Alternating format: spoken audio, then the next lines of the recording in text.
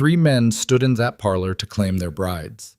3 women waited, dressed in their Sunday best, hearts pounding with desperate hope. But Martha Hale knew, she'd always known, she wasn't meant to be chosen. She was the leftover, the afterthought, the one they'd politely ignore until her father collected his fee and sent the ranchers on their way.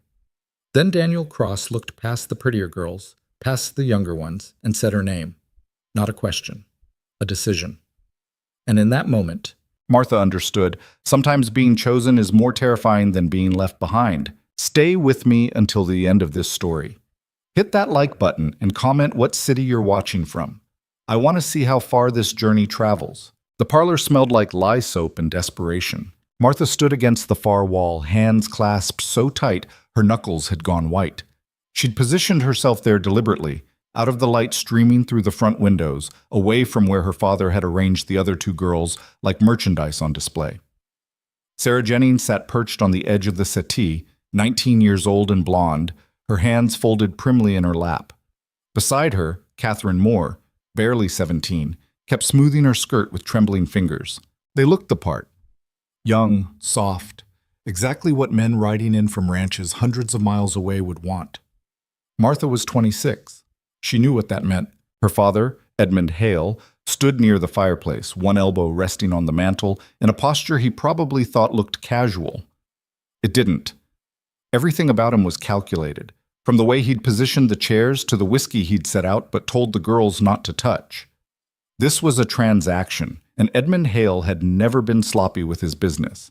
"They'll be here within the hour," he said, checking his pocket watch. He didn't look at Martha, hadn't looked at her all morning. "When they arrive, you'll stand when I introduce you. You'll smile, you'll speak if spoken to, and you'll keep your answers brief and pleasant." Sarah nodded quickly. Catherine swallowed hard but managed a small sound of agreement. Martha said nothing. Edmund's eyes flicked toward her then, sharp and cold. "Martha, I heard you." Then acknowledge it properly. She met his gaze and felt the familiar weight of his disappointment settle over her shoulders like a yoke. "Yes, sir." He held her stare a moment longer, jaw working like he wanted to say more, then turned back to his watch. The silence that followed wasn't peaceful. It was the kind of quiet that pressed down on your chest and made breathing feel like work. Martha had lived in this house her entire life. 26 years in these same rooms, sleeping in the same narrow bed, eating at the same table where her mother had died when Martha was 12. 14 years of keeping house for a man who'd never forgiven her for surviving when his wife hadn't. 14 years of hearing, without him ever saying it outright, that she'd been the wrong one to lose. She'd thought, foolishly, she knew now that he might let her stay. That she could continue managing the house, cooking his meals, mending his clothes. It wasn't much of a life, but it was predictable, safe. Then 3 weeks ago, he told her about the arrangement. 3 ranchers, he'd said, looking for wives, willing to pay a fee to families who'd provide suitable women. Edmund had volunteered Martha's name immediately, along with Sarah and Catherine, whose families were just as eager to unload daughters they couldn't afford to keep. "You'll go where you're chosen," Edmund had said, "and you'll be grateful for it." She hadn't argued. What would be the point? The sound of horses approaching pulled Martha from her thoughts. Her stomach clenched. Through the window, she could see dust rising from the road. 3 riders moving at an easy pace toward the house.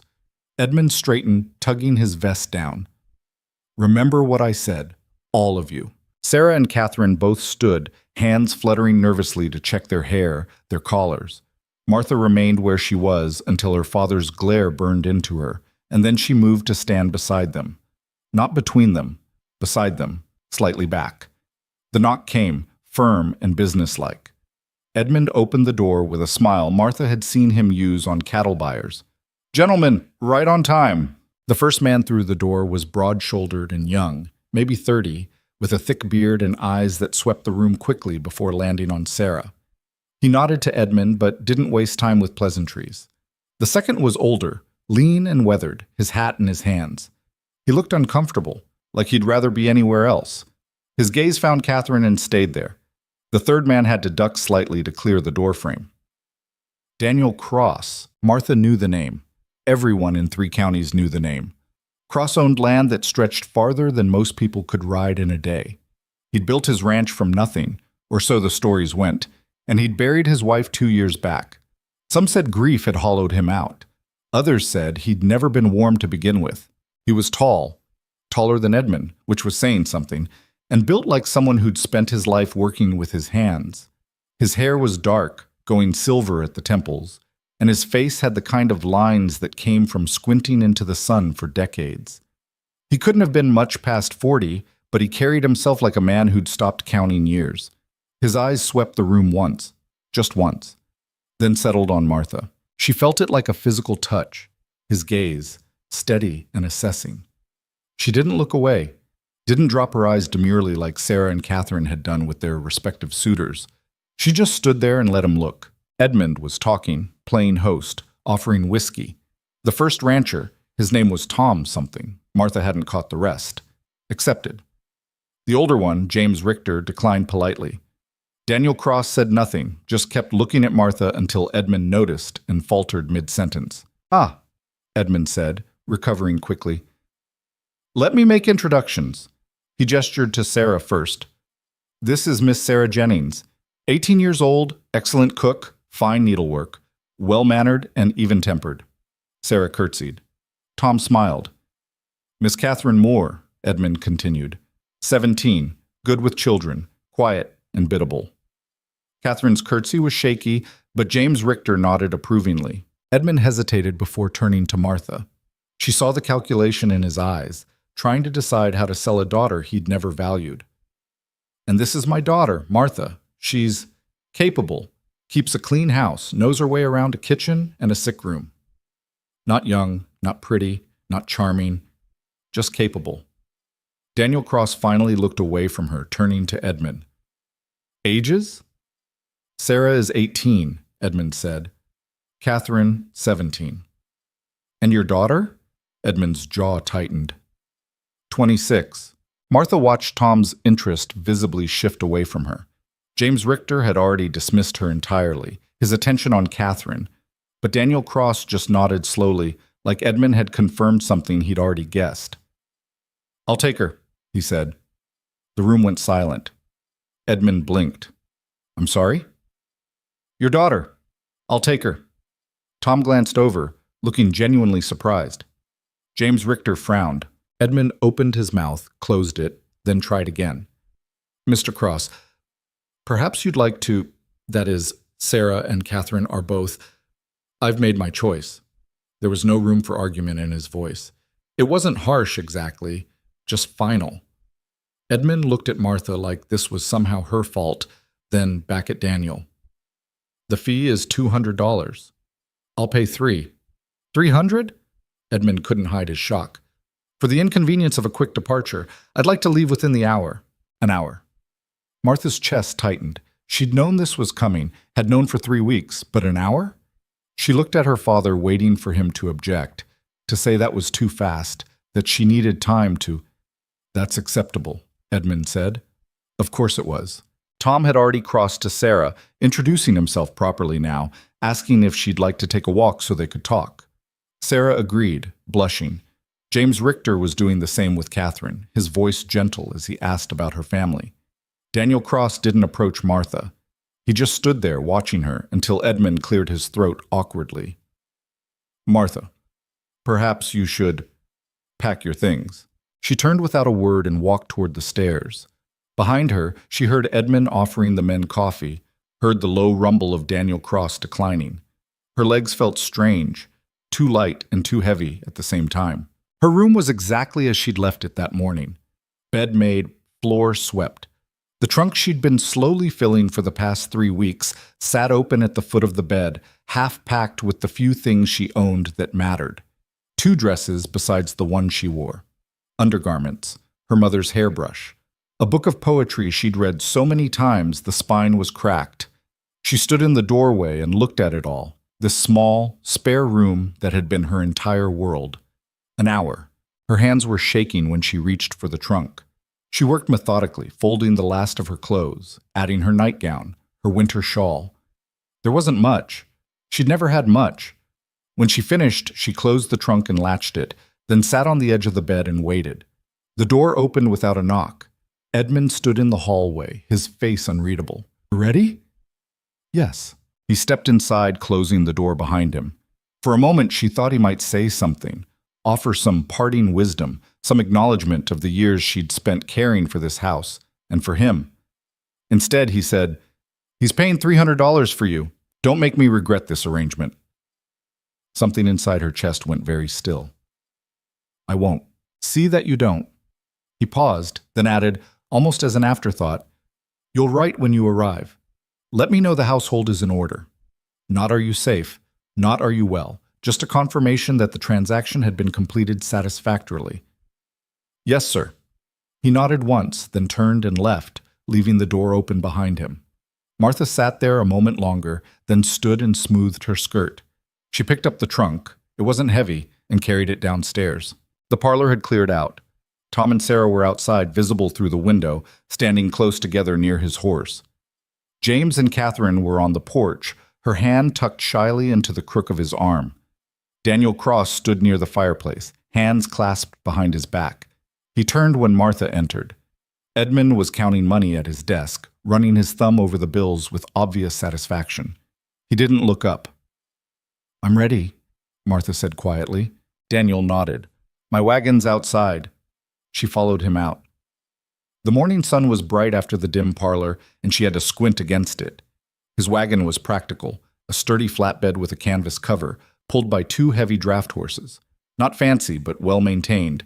He took the trunk from her without asking and secured it in the back with efficient movements. Then he turned and offered his hand to help her up to the seat. She took it.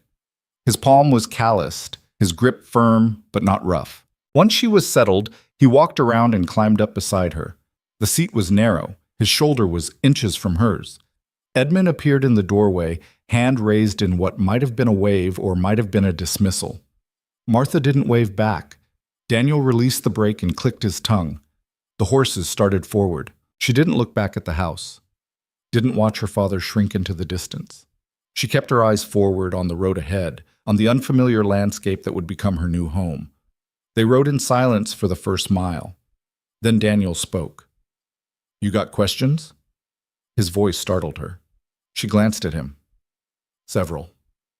"Go ahead." She chose the most practical one. "How far is your ranch at?" 3 days' travel. "We'll stop tonight at a way station. Tomorrow night we'll camp. Should reach home by evening the day after." 3 days alone with a man she didn't know. Martha nodded. "All right." "You'll have your own room at the station," he added, as if reading her concern. "And when we camp, I'll sleep in the wagon bed. You'll have privacy." "Thank you." He nodded once. More silence. Martha folded her hands in her lap and tried to think of what else she should ask. What a woman should know about the man she'd just agreed to marry, because that's what this was, wasn't it? He'd paid for her. They'd be married. That's how these arrangements worked. "You have children," she said. Not a question. Edmund had mentioned it in passing. 2 boys, Samuel's 8, Jacob's 5. "And their mother?" "Died 2 years ago. Fever." The flatness in his voice told her not to push further. She didn't. "What will you expect of me?" she asked instead. He glanced at her then, and she saw something shift in his expression, surprise maybe, that she'd asked so directly. "Keep the house, cook meals, care for the boys." "Not—" She stopped, feeling heat rise in her cheeks. Understanding crossed his face. "No, not that." He looked back at the road. "This is an arrangement, Miss Hale. I need help running a household. You need a place to be. That's the extent of it." Relief flooded through her, so strong it made her dizzy. "I see." "The boys are difficult," he continued. "They haven't adjusted well since their mother passed. They don't listen. Don't trust easy. You'll have your hands full." "I can manage children. These aren't just children. They're angry, hurting." He paused. "They might not want you there." "That doesn't matter." He looked at her again, longer this time. "No? Wanting me somewhere has never been a requirement for me being there." Something in his face changed, not softening exactly, but shifting, like he was seeing her differently than he had in the parlor. "Fair enough," he said quietly. They rode on. The landscape changed gradually, flat farmland giving way to rolling hills, then to rougher country dotted with scrub brush and weathered fence posts. The sun climbed higher. Martha's back started to ache from the wagon's constant jostling. Daniel stopped once, around midday, pulling off the road near a creek. He helped her down and handed her a canteen while he watered the horses. "There's bread and cheese in the pack," he said. "If you're hungry." She was, though she hadn't wanted to ask. She found the food wrapped in cloth, simple but fresh, and divided it between them. They ate standing up, surrounded by the sound of the creek and the horses drinking. "Your father," Daniel said suddenly. "He treat you well?" Martha considered the question, considered lying.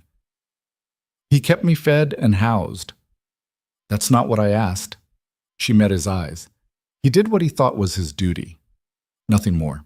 Daniel studied her for a long moment, then nodded slowly. "That why you didn't argue when he arranged this?" "There was nothing to argue about. Most women would have tried." "I'm not most women, Mr. Cross." "Daniel," he said, "if we're to be married, you should use my name." Married, the word still felt foreign. "Daniel, then. And I'll call you Martha, if that's acceptable." "It is."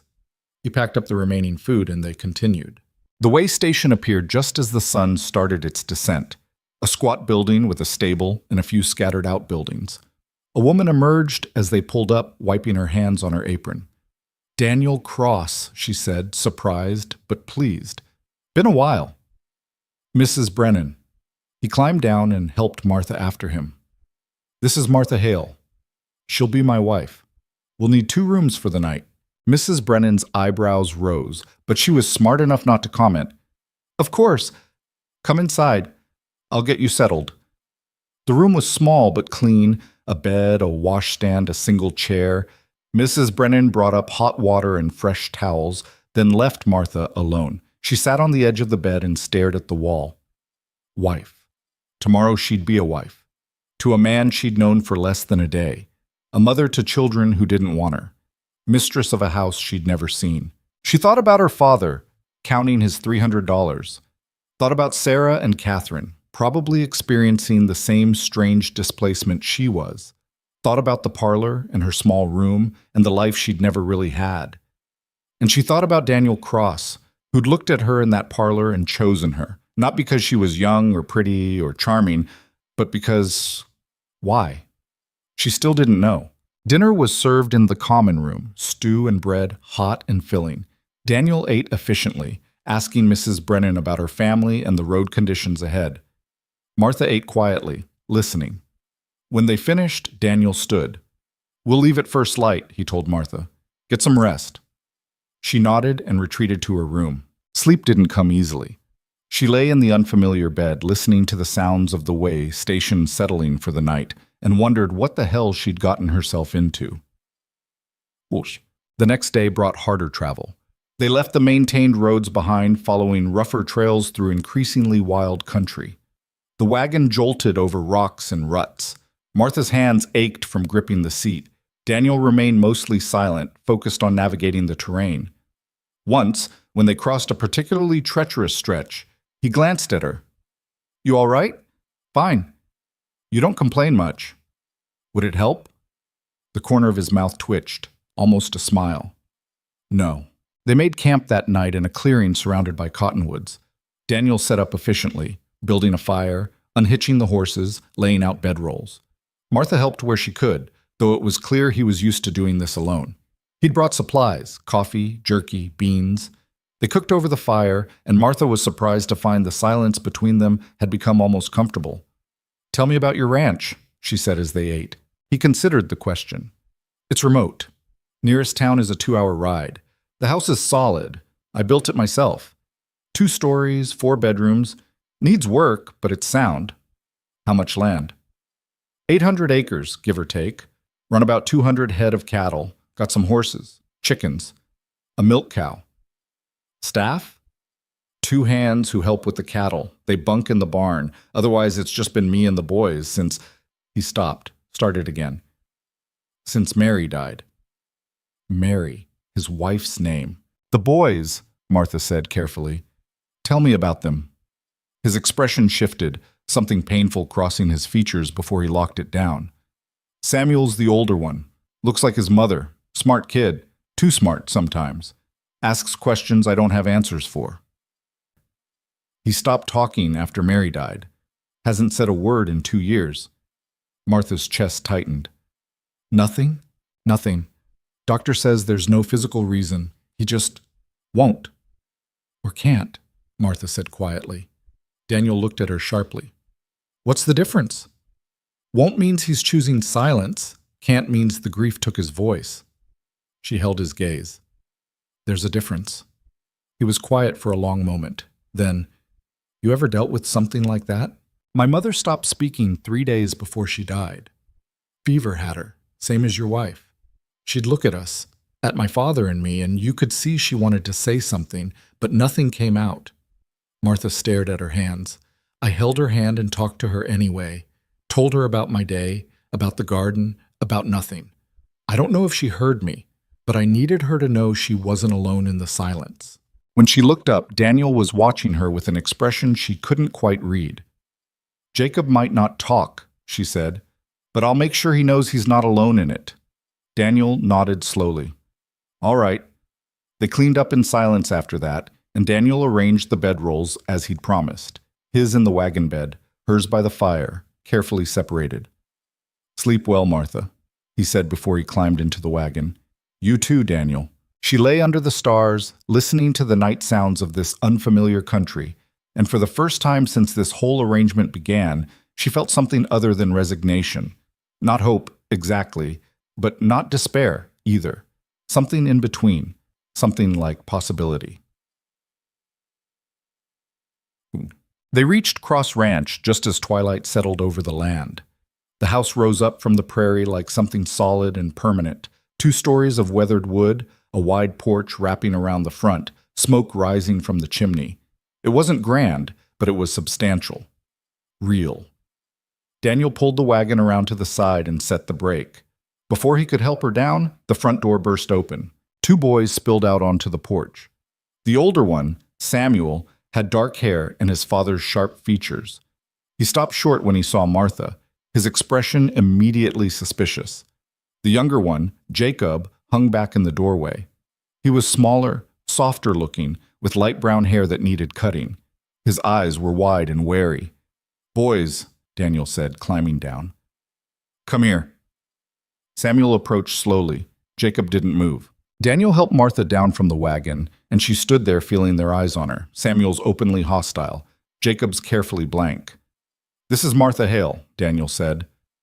She's going to be staying with us, helping around the house. Why? Samuel asked bluntly. Because I said so. We don't need help. Samuel. There was a warning in Daniel's voice. The boy's jaw set, but he went quiet. Daniel looked at Jacob, still standing in the doorway. Jacob, come say hello. The child didn't move, just stood there, gripping the doorframe. Jacob, Daniel said again, firmer. Still nothing. Martha watched the tension build in Daniel's shoulders, saw the frustration and pain he was trying to hide. This was a fight they'd had before, many times before. She stepped forward, positioning herself between Daniel and the boys. Samuel, she said calmly, is there supper? He blinked, thrown by the question. What? Supper. Have you and your brother eaten? No, we were waiting for Pa. Then let's get everyone fed. You can show me where things are in the kitchen. She looked at Jacob. You can help too if you'd like. Jacob stared at her, didn't move, but didn't run either. Martha walked past both boys into the house without waiting for permission. The interior was, well, it was exactly what she'd expected from a house run by a widower and 2 grieving children. Dishes stacked in the basin, dust on every surface, muddy boot prints across the floor, a general air of things being maintained just enough to function and no more. But the bones were good. High ceilings, solid furniture, a large kitchen with a proper stove. She heard Daniel and the boys come in behind her, heard Daniel say something low to Samuel, then footsteps heading upstairs. Daniel taking her trunk to a room, she assumed. Samuel appeared in the kitchen doorway, arms crossed. The stove's already warm. There's beans from yesterday. Bread's going stale, but it's edible. Then we'll make do with that tonight. Martha found an apron hanging on a peg and tied it on. Tomorrow I'll see what supplies you have and make a proper meal. We've been eating fine. I'm sure you have. She located the beans, congealed but salvageable, and put them on to heat, found the bread and cut away the worst of the hard crust. There was butter in the cold box, probably from Daniel's milk cow. Samuel watched her work with suspicious eyes. "Why'd Pa bring you here?" "Because he needed help and I needed a place to be." "We don't need you." "Maybe not." She stirred the beans. "But I'm here anyway, so we might as well make the best of it." "The best of it," he repeated, voice dripping with scorn. "You don't know anything about us." "No," she agreed. "I don't, but I'll learn." "What if we don't want you to?" She turned to face him fully. He was tall for 8, already showing signs of the man he'd become, and he was angry, so deeply angry it radiated off him like heat. "Samuel," she said quietly, "I'm not here to replace your mother. I'm not here to make you love me or even like me. I'm here to keep this house running and make sure you and your brother don't starve or live in filth. That's all. You don't have to want me here. You just have to tolerate my presence." He stared at her, clearly not having expected such blunt honesty. "Can you do that?" she asked. A long pause. Then grudgingly, "I guess." "Good enough." Jacob appeared in the doorway then, silent as a ghost. Martha ladled beans into bowls and set them on the table. "Supper's ready. Go get your father." Samuel hesitated, then left. Jacob remained, watching her with those 2 old eyes. Martha crouched down to his level. "Hello, Jacob?" He didn't respond, didn't even blink. "Your father told me you don't talk much. That's all right. I talk enough for both of us." She smiled. "Come on, let's eat before it gets cold." She straightened and walked to the table. After a moment, Jacob followed and climbed into his chair. Daniel and Samuel returned. They ate in near silence, just the scrape of spoons and the occasional request to pass the bread. It wasn't comfortable, but it wasn't hostile either. When they finished, Daniel pushed back from the table. "Boys, bed. It's late." "But," Samuel started. "Bed." They went, though Samuel shot one last suspicious look at Martha before disappearing upstairs. Daniel and Martha were alone. "That went better than I expected," he said. "Did you expect them to throw things?" "Honestly, yes." She started clearing the dishes. "They're scared, not of me, of what I represent. Change. Another loss, maybe, if I don't stay." "You planning to leave?" She looked at him. "Are you planning to send me away?" "No?" "Then I'm not leaving." He studied her for a moment, then nodded. "Your room's upstairs, first door on the right. I put your trunk there." "Thank you. We'll talk more tomorrow. About the household, what you'll need, how things work here." He paused. "Get some rest, Martha. You've earned it." She nodded and headed upstairs. The room was larger than her room at her father's house. A bed, a dresser, a window looking out over the dark prairie. Her trunk sat at the foot of the bed. She unpacked slowly, hanging her dresses, arranging her few belongings.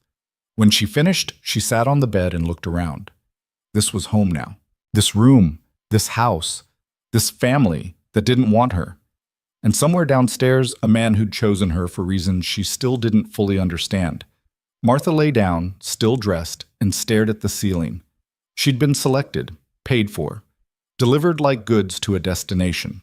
But lying there in the darkness, listening to the house settle around her, she made herself a promise. She hadn't been rescued. She'd been given a chance, and she'd be damned if she'd waste it.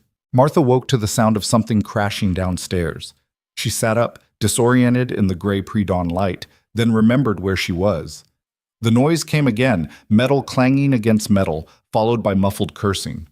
A child's voice, trying to be quiet and failing. She dressed quickly and made her way down to the kitchen. Samuel stood at the stove, surrounded by chaos. A pot lay overturned on the floor, oatmeal spreading across the boards. Another pot bubbled over on the stovetop, hissing and spitting. The boy grabbed at it with his bare hand, then yelped and jerked back. "Let me," Martha said. He spun around, face flushing. "I can do it. I can see that." She moved past him, wrapped a towel around the pot handle, and pulled it off the heat. Then she crouched down and started scooping the spilled oatmeal back into its container. "Where's your father?" "Out checking the herd. He leaves early." Samuel's voice was defensive. "I always make breakfast." "All right. I do. I've been doing it for 2 years. I believe you."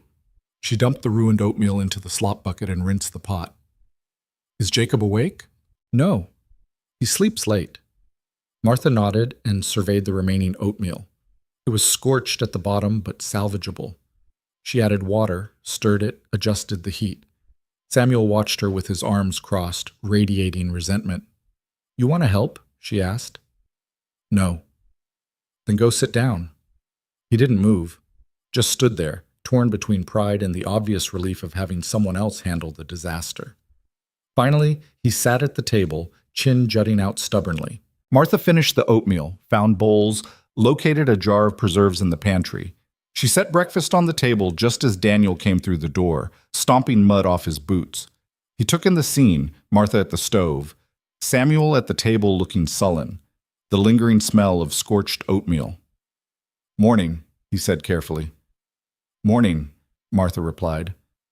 Coffee's on. He poured himself a cup and sat across from Samuel. Where's your brother? Still sleeping. Go wake him. Samuel left without argument, which told Martha more about the household hierarchy than a week of observation would have. Daniel drank his coffee in silence. Martha dished out oatmeal and set a bowl in front of him. Thank you, he said. You're welcome. Samuel tried to cook again? He was managing. Daniel's mouth twitched. That's charitable. The boys returned, Samuel still scowling, Jacob trailing behind him like a shadow. The younger boy's hair stuck up in all directions, and his nightshirt was wrinkled. He climbed into his chair without looking at anyone. They ate in the same strained silence as the night before. Martha watched Jacob push his oatmeal around his bowl without eating. He was thin, too thin. She made a mental note. When Daniel finished, he stood. I need to ride into town today. Supply run. I'll be back before dark. What do you need? Martha asked. He looked surprised by the question. What? For supplies. Give me a list. I'll inventory what's here and we can plan properly. I usually just buy what looks necessary. That's inefficient. Samuel snorted. Daniel shot him a look and the boy went quiet. Fine, Daniel said. You go through the pantry and the cellar. Make your list. We'll talk when I get back. He left, and Martha was alone with the boys. Samuel pushed back from the table immediately. I've got chores. What kind of chores?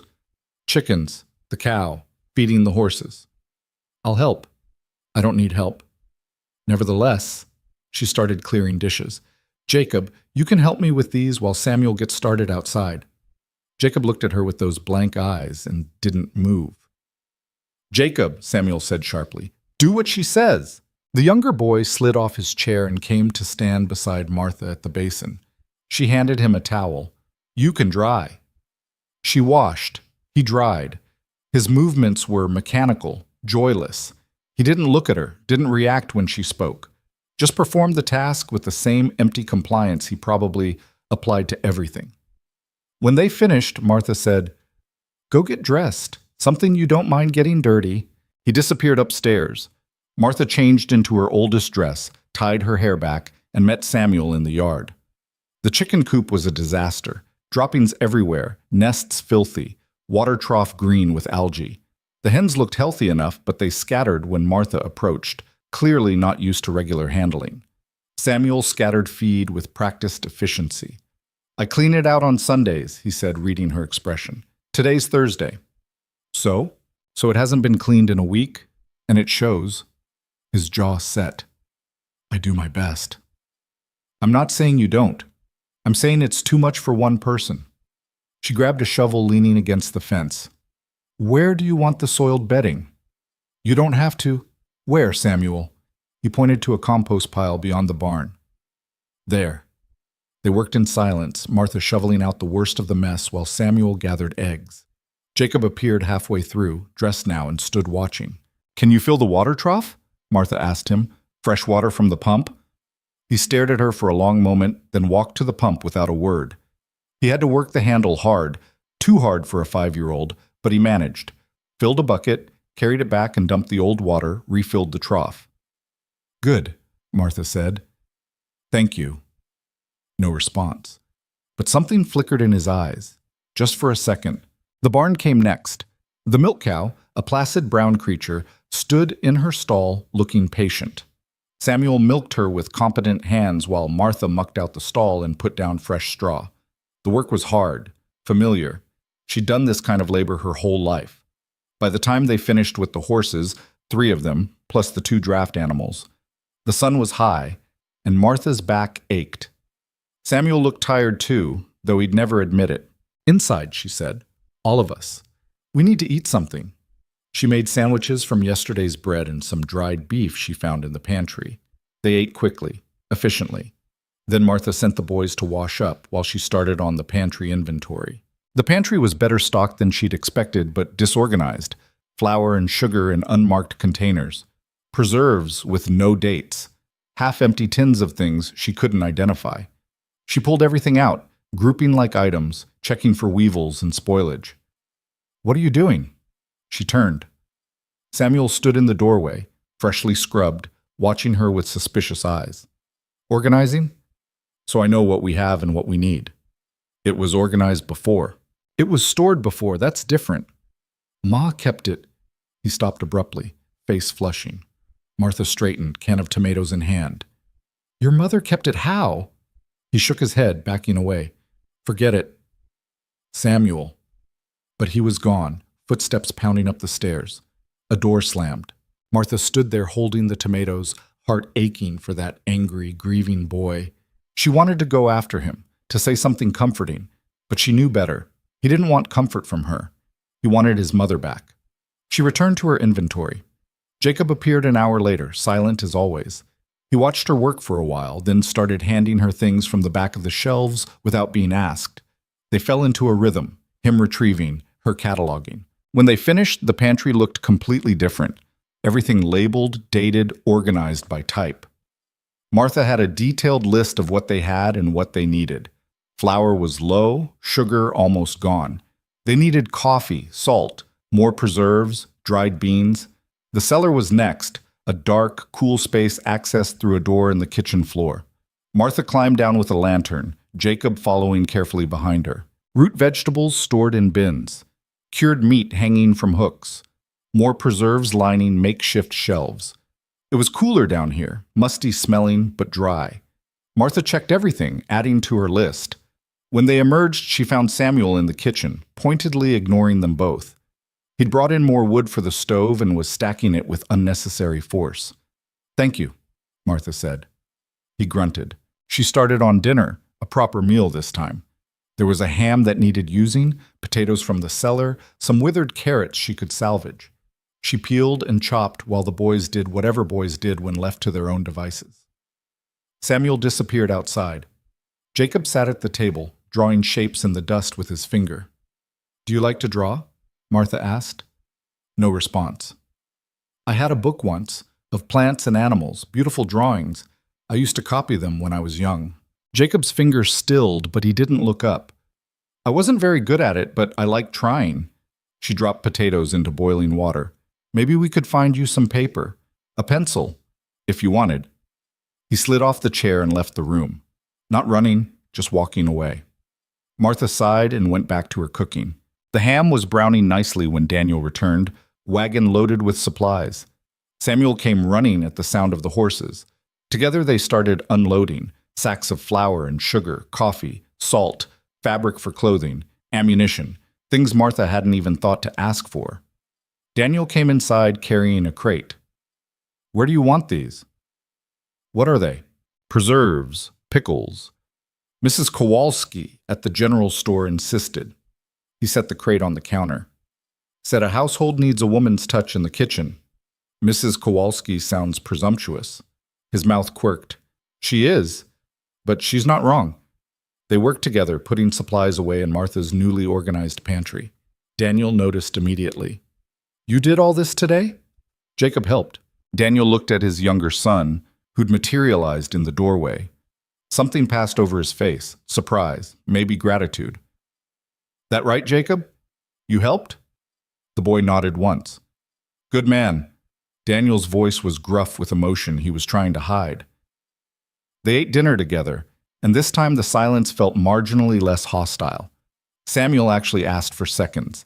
Jacob ate most of what was on his plate. Daniel complimented the cooking, which made Martha's cheeks warm unexpectedly. After, while Martha cleaned up, Daniel sat at the table working on ranch accounts. The boys had gone upstairs, supposedly to bed, though she could hear them moving around. "Martha," Daniel said without looking up from his ledger. "Yes?" "This arrangement, I want to make sure we're clear on terms." She dried her hands and turned to face him. "All right. You'll have room and board, food, clothing, anything you need. I'll pay you a salary, $15 a month. That's yours to keep or save as you see fit." She blinked. "You're paying me?" "You're working, aren't you?" "I thought this is a marriage arrangement." "It's an arrangement," he corrected. "Marriage is just the legal framework. But you're not my property, Martha. You're entitled to wages for your labor." Something tight in her chest loosened. "That's fair.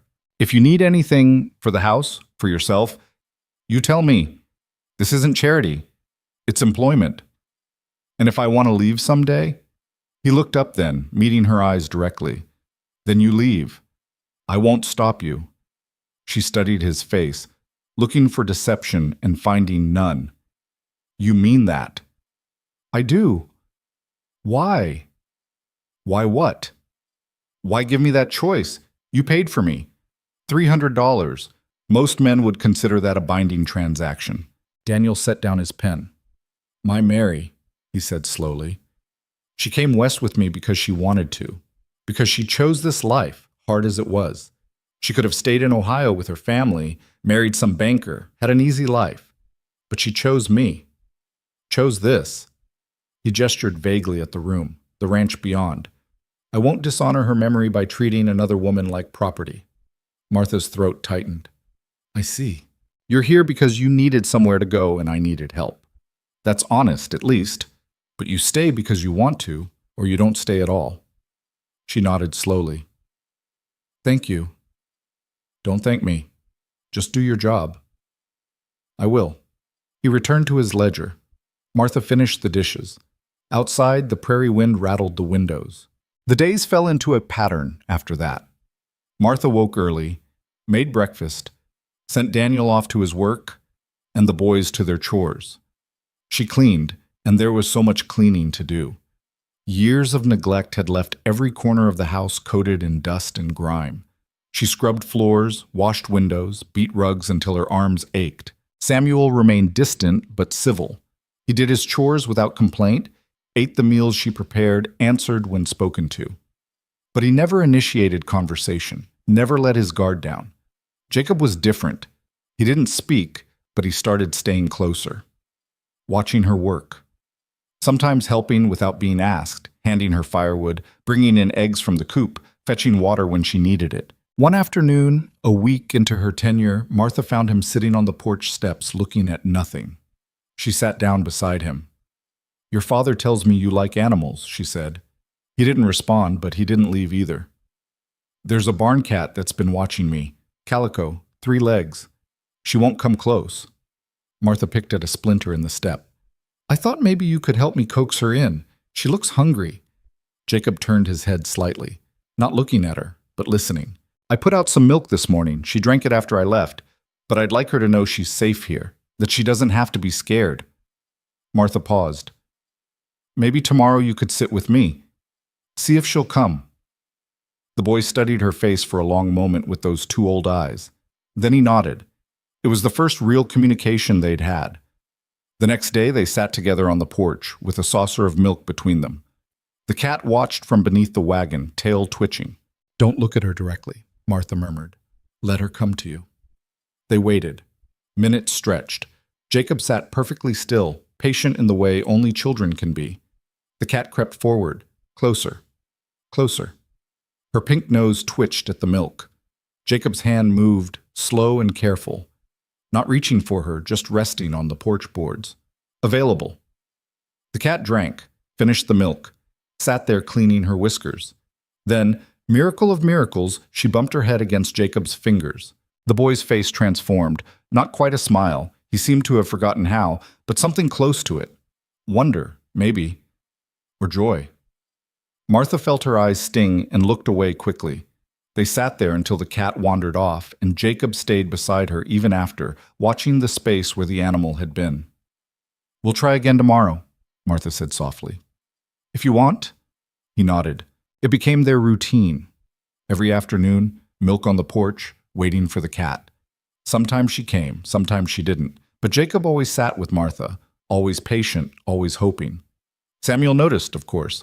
She caught him watching from the barn one day, face pinched with something that looked like jealousy. That night, after dinner, Martha said, "Samuel, I need help tomorrow." He looked up suspiciously. "With what?" "The garden plot. It's completely overgrown. I want to clear it out, prepare it for spring planting. It's too much work for one person. Pa and I were going to fix the fence in the south pasture." "Then the day after," Martha said, "when you have time." He frowned, clearly trying to find a reason to refuse. "What's in it for me? Fresh vegetables come summer, better meals. And you'll have taught me which plants grow well here, which ones don't. I'm not from this country. I don't know the land." The appeal to his knowledge was calculated. She saw it land, the slight straightening of his shoulders, the flicker of interest.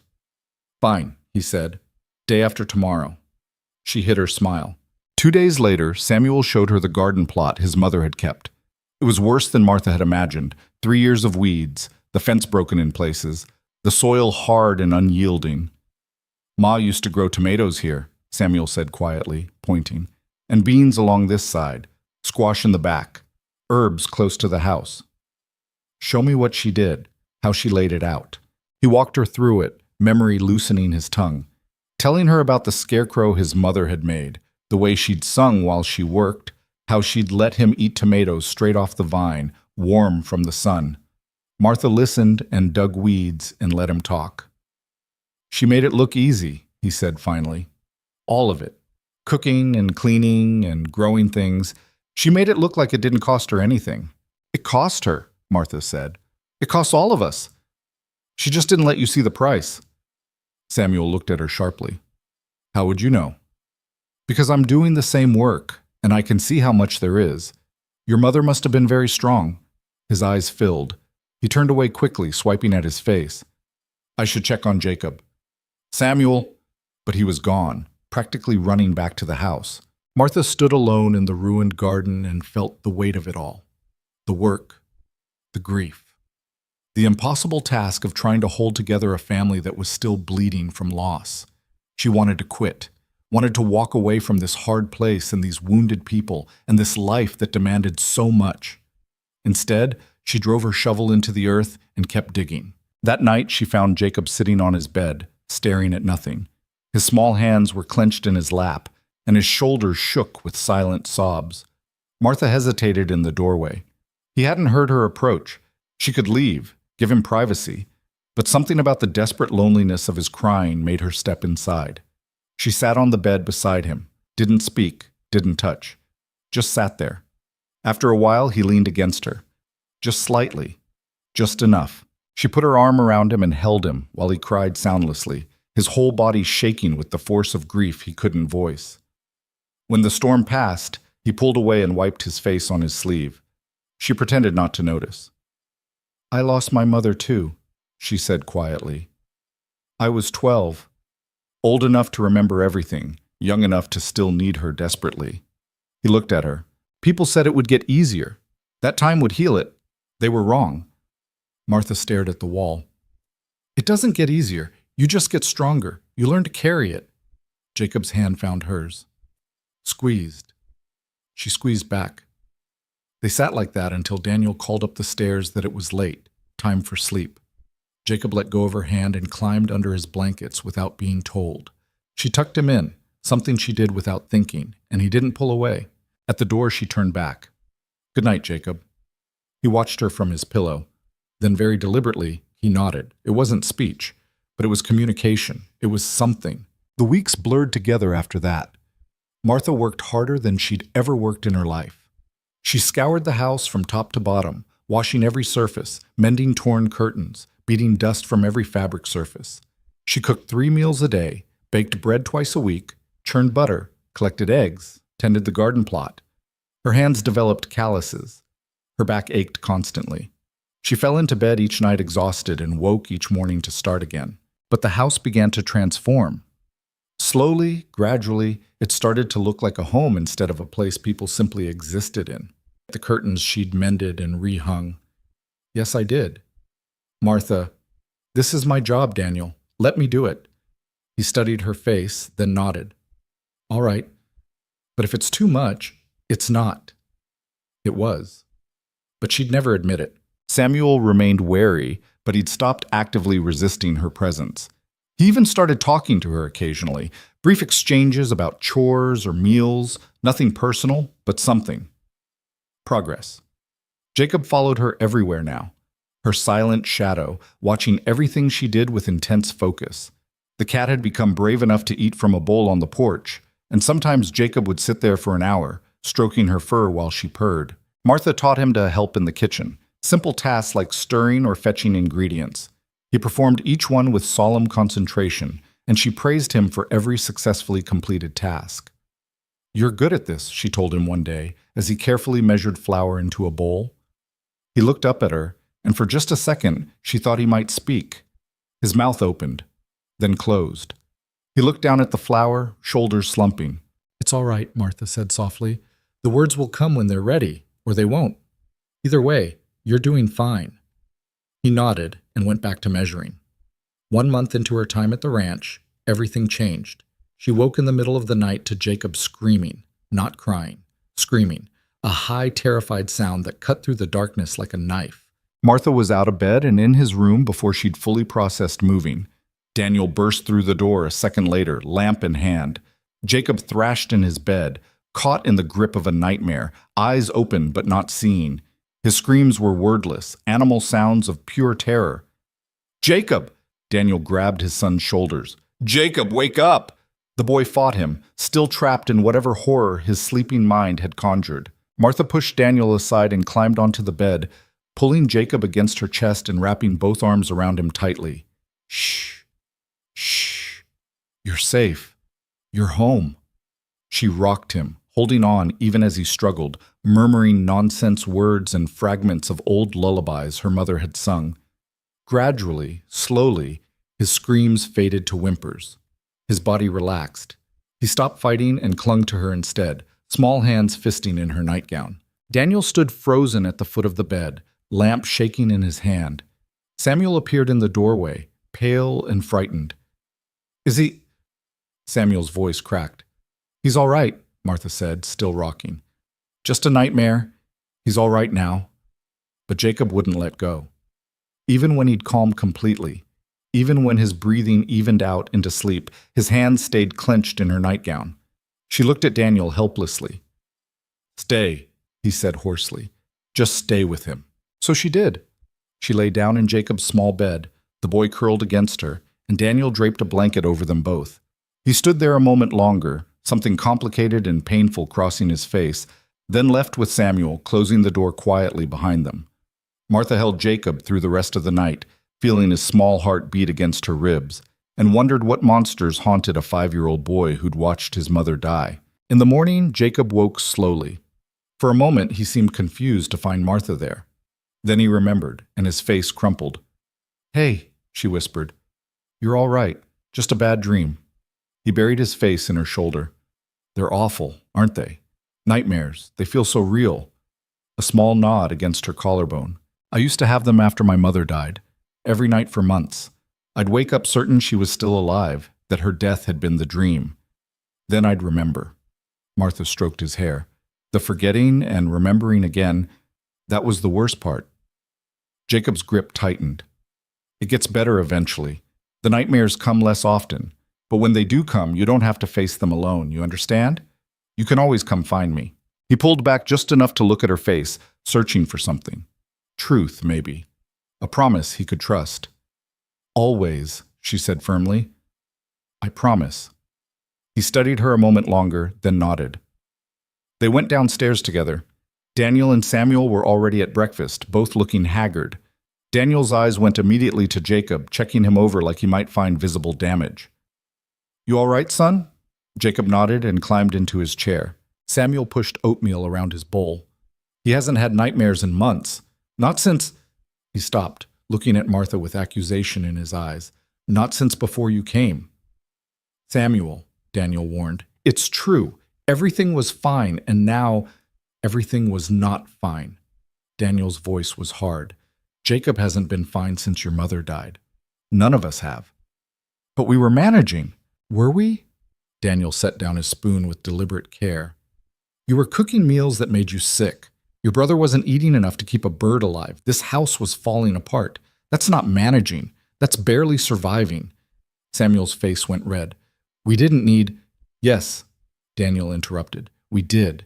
We needed help. I needed help. And being too proud to admit that doesn't make you strong. It just makes you stubborn. The boy's eyes filled with tears. He shoved back from the table and ran outside, slamming the door behind him. Daniel started to rise, but Martha put a hand on his arm. Let me. He's my son. And he's angry at me, not you. Let me try. He hesitated, then nodded. She found Samuel in the barn, sitting in an empty stall with his arms wrapped around his knees. His face was wet with tears he wasn't bothering to hide. Martha sat down beside him in the straw. Go away, he said. No, I don't want to talk to you. That's fine. You can listen instead. He turned his face away. Martha picked up a piece of straw and twisted it between her fingers. You're right. Jacob's nightmare might be because I'm here. Change can bring up things we've buried, grief we haven't processed. Samuel's shoulders tensed. But that doesn't mean my being here is wrong. It means the grief was already there, waiting. Better to face it than to keep pretending everything's fine when it isn't. You don't know anything about us, he said bitterly. I know you're carrying too much. I know you've been trying to be the man of this house when you're still just a boy. I know you're exhausted and scared and angry, and you think if you just work hard enough, sacrifice enough, you can somehow earn your mother back. He made a choked sound. I know, Martha continued softly, because I did the same thing. After my mother died, I tried to become her, tried to fill the holes she left so perfectly that maybe, somehow, it wouldn't hurt anymore. It didn't work. It just meant I never got to grieve properly. I don't want to grieve, Samuel whispered. I want her back. I know, but she's not coming back, and holding on to the pain won't bring her closer. It'll just make you bitter. He turned to look at her finally, face ravaged. How do you stop? How do you let go? You don't. Not completely. You just learn to carry it differently. She met his eyes. And you let other people help you carry it. You don't have to do this alone, Samuel. But if I stop, if I let go, you're afraid you'll forget her. He nodded miserably. You won't. I promise you won't. The people we love don't disappear when we stop clinging to the pain of losing them. They stay with us in different ways, in memories, in the things they taught us, in the people we become because they loved us. Samuel's face crumpled. He leaned into her shoulder and sobbed, deep, wrenching sounds that seemed to come from somewhere ancient and wounded. Martha held him and let him cry. When the storm passed, he pulled away, wiping his face roughly. I'm sorry. For what? For being awful to you, for resenting you. You didn't do anything wrong. You're grieving. You're allowed to be angry. Pa says anger poisons everything. Your pa's wrong about that. Anger is just pain in different clothing. It's what you do with it that matters. He was quiet a moment, then, will you really help with everything? Yes. Even though I'm difficult, especially because you're difficult. Easy jobs are boring. He almost smiled. Almost. They walked back to the house together, and when they entered the kitchen, Daniel looked between them with obvious relief. We're all right, Samuel said quietly. Me and Martha. We're all right. Daniel's throat worked. Good. That's good. They finished breakfast in a silence that felt different than before. Lighter, somehow. Like something that had been festering had finally been lanced. The work continued. Days blended into weeks.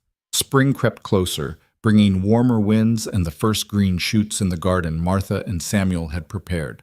Jacob still didn't speak, but he'd stopped having nightmares.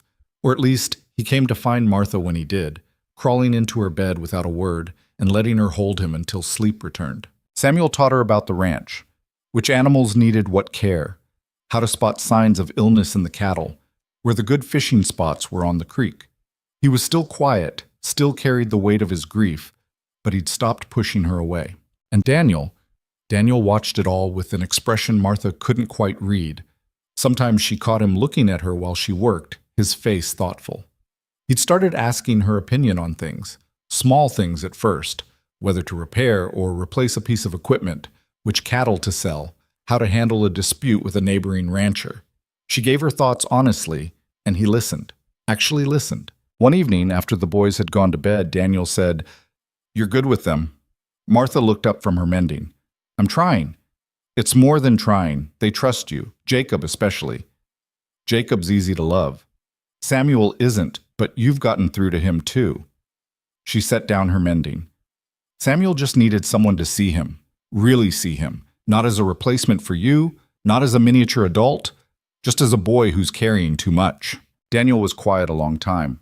Then, "Mary would have liked you." The words hit her unexpectedly hard. "You think so?" "I know so. She always said people are strongest at their broken places. That's you, strong where you've been broken." Martha's eyes stung. "I don't feel strong." "You are anyway." They sat in comfortable silence after that, the fire crackling, the house settling around them. And Martha realized, with a jolt that felt like falling and flying at once, that she was happy. Not perfectly happy. Not without complications or pain or difficulty, but happy in the way real life allows, in small moments, in hard-won progress, in the satisfaction of work well done. She was happy here. The thought terrified her, because happiness could be taken away. And Martha had learned long ago not to let herself want things she couldn't afford to lose. But sitting there in the warm kitchen, in the house she'd cleaned and cared for, with the family she was slowly, carefully learning to belong to, she wanted this, and that scared her more than anything else ever had. That fragile happiness lasted exactly 3 more weeks. Martha was in the garden, on her knees in the dirt, when Samuel came running from the house. His face was white, his eyes wide with panic. "It's Jacob," he gasped. "Something's wrong with him." She was on her feet before he finished speaking, running for the house with her heart hammering against her ribs. Samuel kept pace beside her, breathless. He was fine at breakfast. Then he said his head hurt and went to lie down. "I checked on him, and he's burning up, Martha. He's really hot." They burst through the door. Martha took the stairs 2 at a time. Jacob lay in his bed, face flushed and slick with sweat. His eyes were half open but unfocused, glassy. When Martha pressed her hand to his forehead, the heat of him scared her. "How long has he been like this?" "Maybe an hour. I thought he was just tired, but then I touched him and—" "Get me cool water, clean cloths, and find your father. Now!" Samuel ran. Martha peeled back Jacob's blankets. His nightshirt was soaked through. She unbuttoned it with shaking fingers, trying to let air reach his burning skin.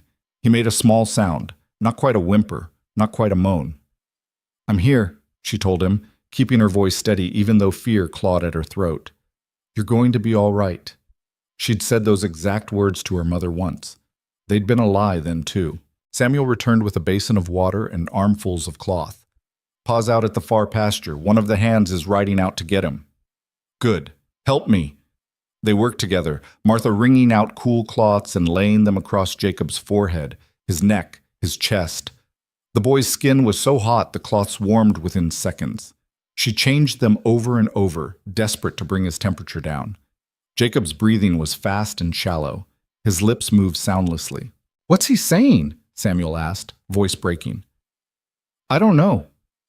"Is he going to—" Samuel couldn't finish the question. "No," Martha said fiercely. "No, he's not." But she didn't know that. Fevers like this killed children all the time. Had killed her mother. Had killed Daniel's wife. She pressed another cool cloth to Jacob's burning forehead and tried not to let Samuel see how badly her hands were shaking. An hour passed. Then another. Jacob's fever didn't break.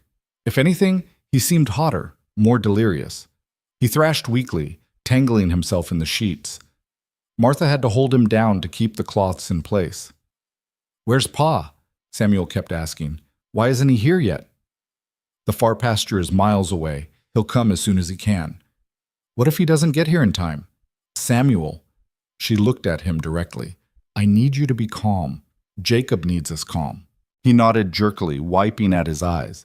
"Go downstairs. Make willow bark tea. There's some in the pantry, second shelf, in a tin marked with a W. Steep it strong and bring it up.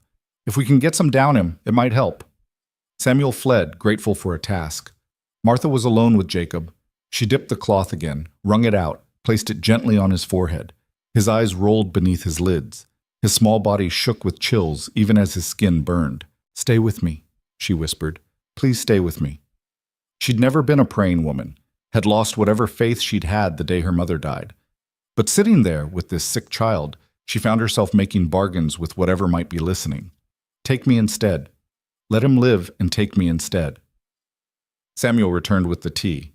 Together they managed to get a few sips down Jacob's throat before he turned his head away, too weak to swallow more. "Is it helping?" Samuel asked desperately. "I don't know yet. We have to wait." Waiting was agony. Daniel arrived as the sun started to set, covered in dust from hard riding. He took one look at Jacob and went gray. "How long?" "Since this morning. His fever won't break."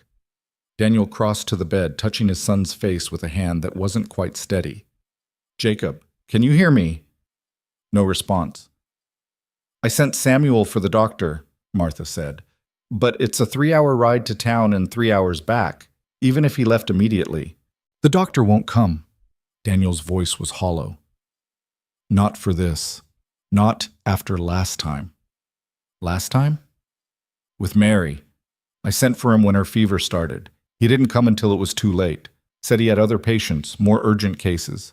Daniel's jaw clenched. "He won't come." Martha felt ice slide down her spine. "Then we handle this ourselves."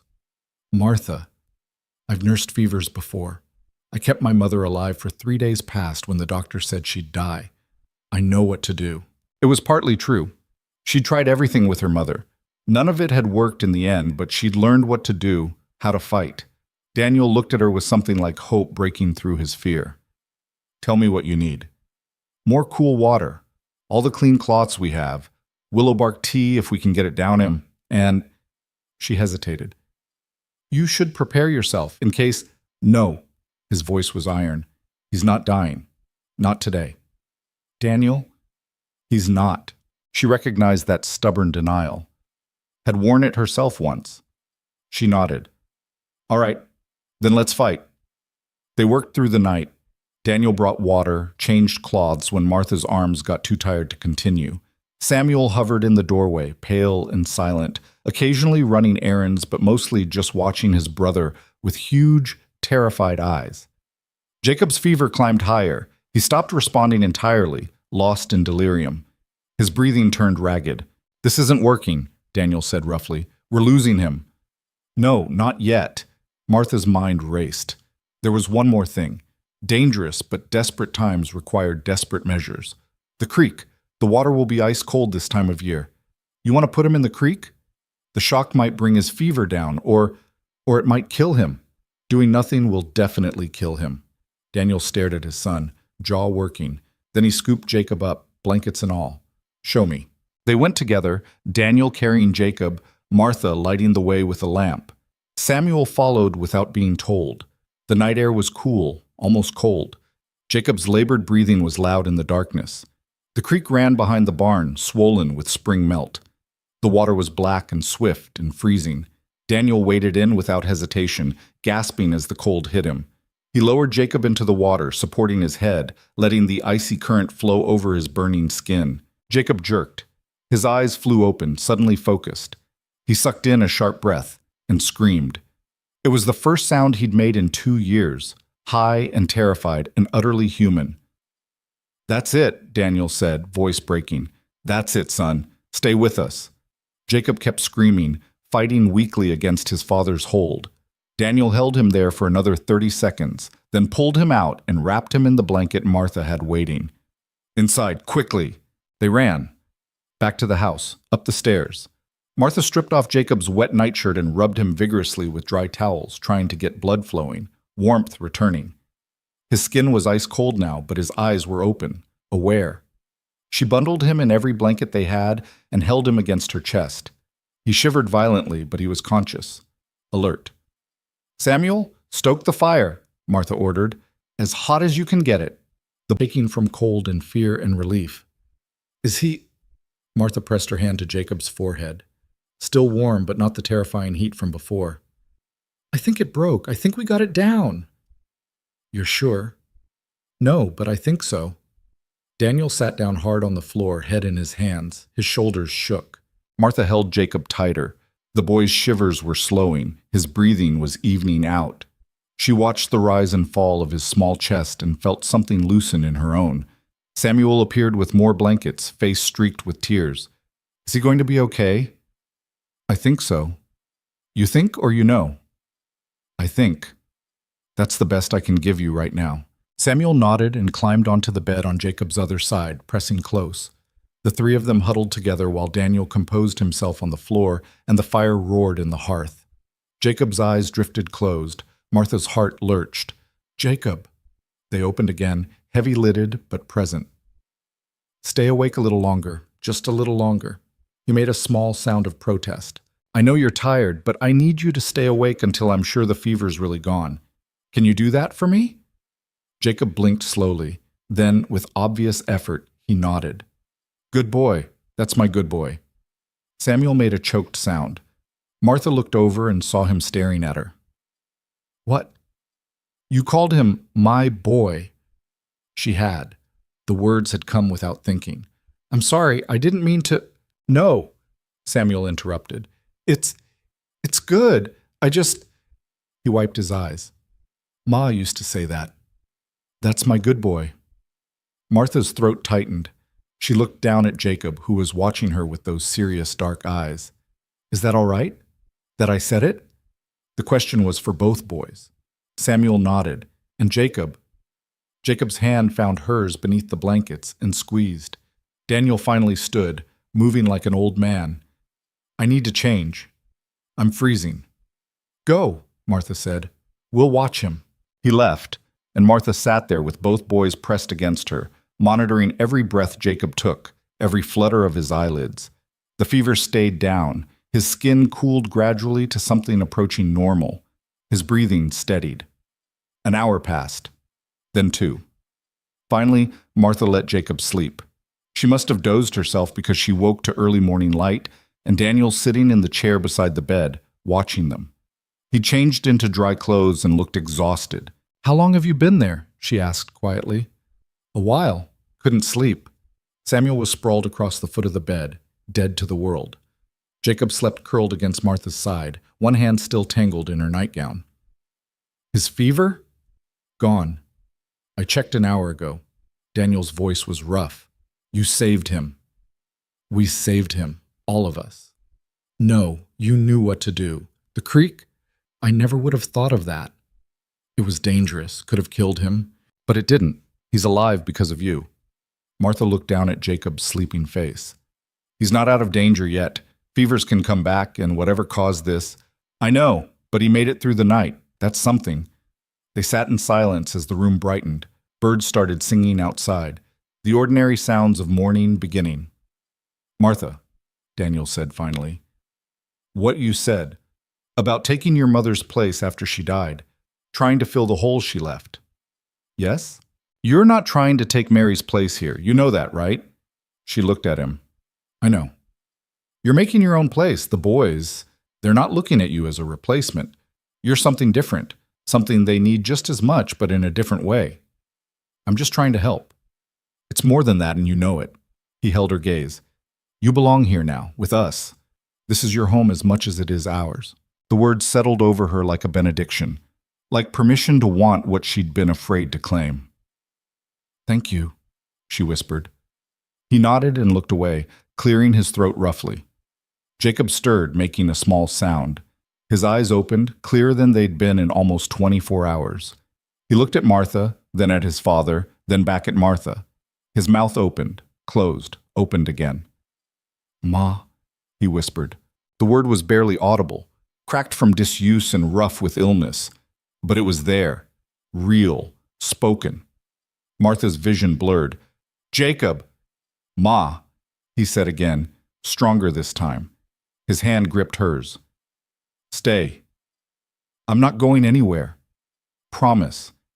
I promise. Daniel made a sound like he'd been punched. He stood abruptly and walked to the window, shoulders rigid. Samuel woke, groggy and confused. "What's happening?" "Jacob spoke," Martha told him, voice breaking. "He's talking again." Samuel's eyes went wide. "Jacob?" The younger boy looked at his brother. "Sam." That single syllable broke Samuel completely. He launched himself across the bed and wrapped his arms around Jacob, sobbing. Jacob hugged him back, awkward and uncertain, but trying. Daniel turned from the window, tears streaming down his face unchecked. He crossed to the bed and pulled both his sons into his arms, holding them like he'd never let go. Martha started to slide away, to give them privacy, but Jacob's hand shot out and grabbed her wrist. "Stay," he said again, looking at her with desperate intensity. "Ma, stay." So she stayed. Daniel reached out and pulled her into the embrace too, and they sat there in a tangle of limbs and tears and relief so profound it hurt. A family, broken and mended and still fragile but together. Jacob's recovery was slow. The fever didn't return, but he was weak, exhausted. Martha kept him in bed for 3 days, bringing him broth and tea, reading to him from the few books they had. He slept most of the time, but when he was awake, he talked. Not a lot. His voice was rusty, unpracticed. But he'd ask for water, or tell Samuel about something he'd dreamed, or simply say Martha's name, Ma, like he was testing the sound of it. Each word felt like a small miracle. Samuel hovered constantly, bringing Jacob things before he could ask, telling him stories about the ranch, the animals, everything that had happened in the 2 years Jacob had been silent. The younger boy listened with solemn attention, occasionally asking questions, filling in gaps. Daniel watched it all with an expression Martha couldn't quite decipher. Relief, yes, but something else too. Something that looked like grief and gratitude tangled together. On the 4th day, Jacob was strong enough to come downstairs. He sat at the kitchen table, wrapped in a blanket, while Martha made breakfast. Samuel sat beside him, close enough that their shoulders touched. "What do you want to eat?" Martha asked. Jacob considered seriously. "Eggs?" "Eggs it is." She cooked while Daniel read the week-old newspaper one of the hands had brought from town. Normal, domestic, ordinary. It felt extraordinary. Jacob ate slowly but finished everything on his plate. Color was returning to his cheeks. He looked more like a little boy and less like a ghost. "Can I go outside?" he asked. "Tomorrow," Martha said, "when you're stronger." He nodded, accepting this without argument. That afternoon, while Jacob napped and Samuel did chores, Daniel found Martha in the kitchen kneading bread dough. "We need to talk," he said. Her hand stilled. "All right. About what happened with Jacob.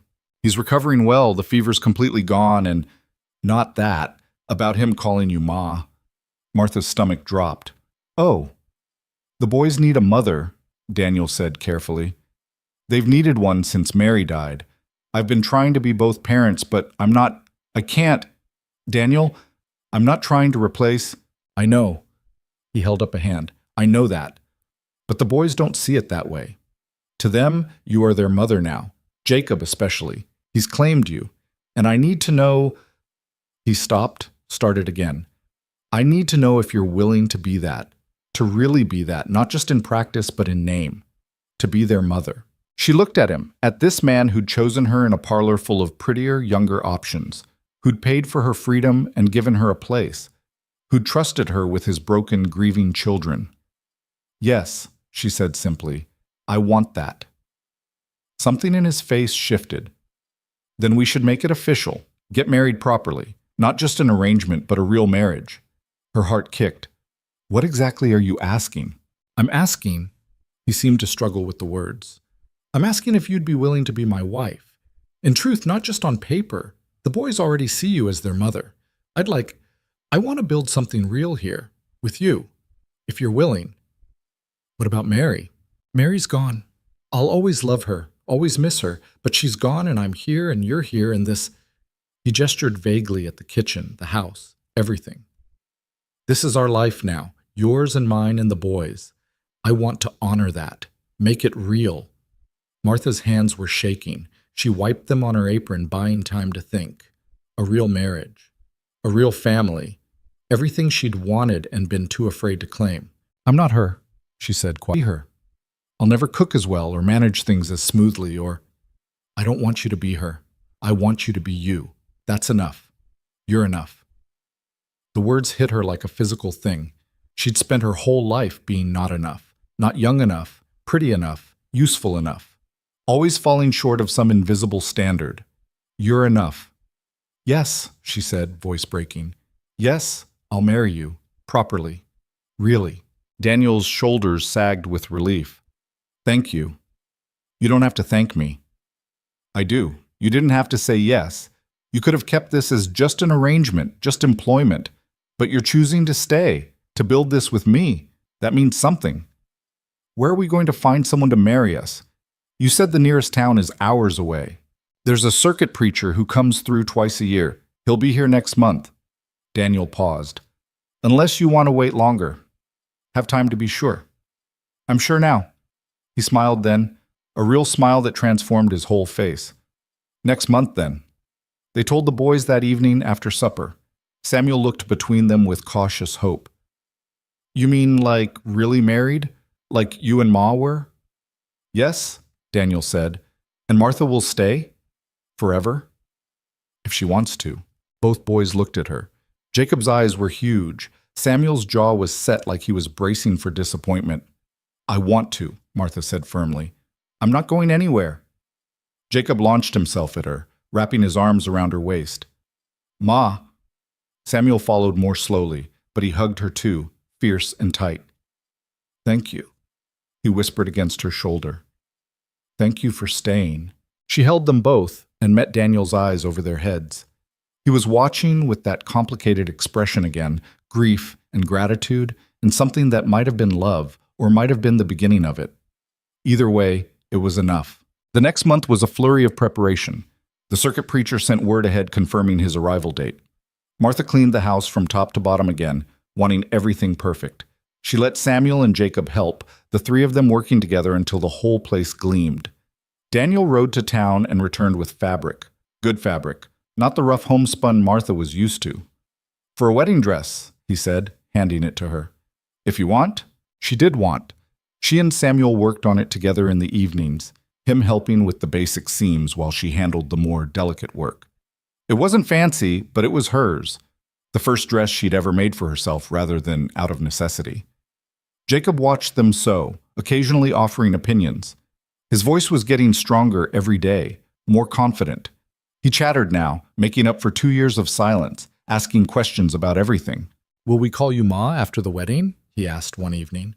You already do, Martha pointed out. I know, but will it be official? If you want it to be. He considered this seriously. I think I do. Is that all right? It doesn't mean I don't remember my first Ma. Martha's heart squeezed. Of course it doesn't. You can love us both. Love doesn't have a limit. Sam says you're different from her, that you do things different. I'm sure I do. Is that bad? No, just different. He paused. I like it, the way you do things. Thank you, sweetheart. He beamed at the endearment. The wedding day arrived cold and clear. The preacher was an old man with kind eyes and a booming voice. He'd married Daniel and Mary 20 years ago in this same house. He said a small prayer for Mary before beginning the new ceremony, acknowledging the past without letting it overshadow the present. Martha wore her new dress. Daniel wore his best shirt, scrubbed clean and pressed.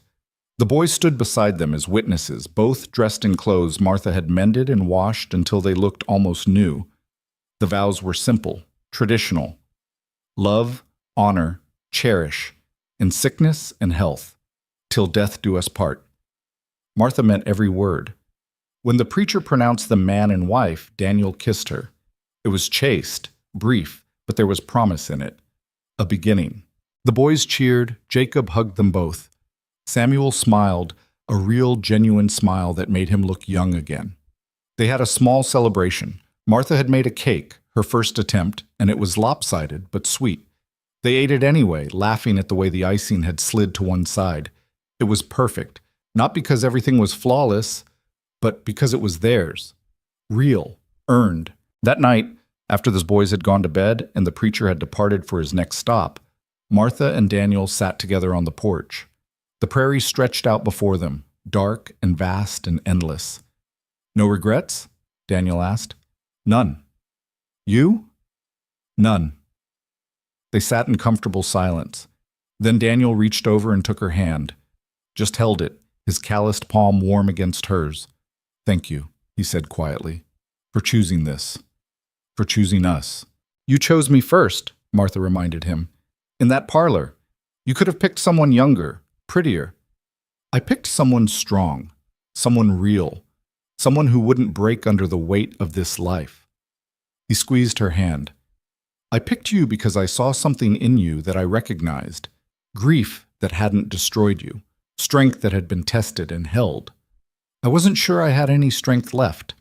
You had enough, more than enough. They sat there until the cold drove them inside, hands linked, watching the stars emerge one by one over the land that was now truly their home. And Martha thought about the woman who'd stood in her father's parlor 2 months ago, certain she'd never be chosen, never be wanted. That woman had been wrong. She'd been chosen. She'd been wanted.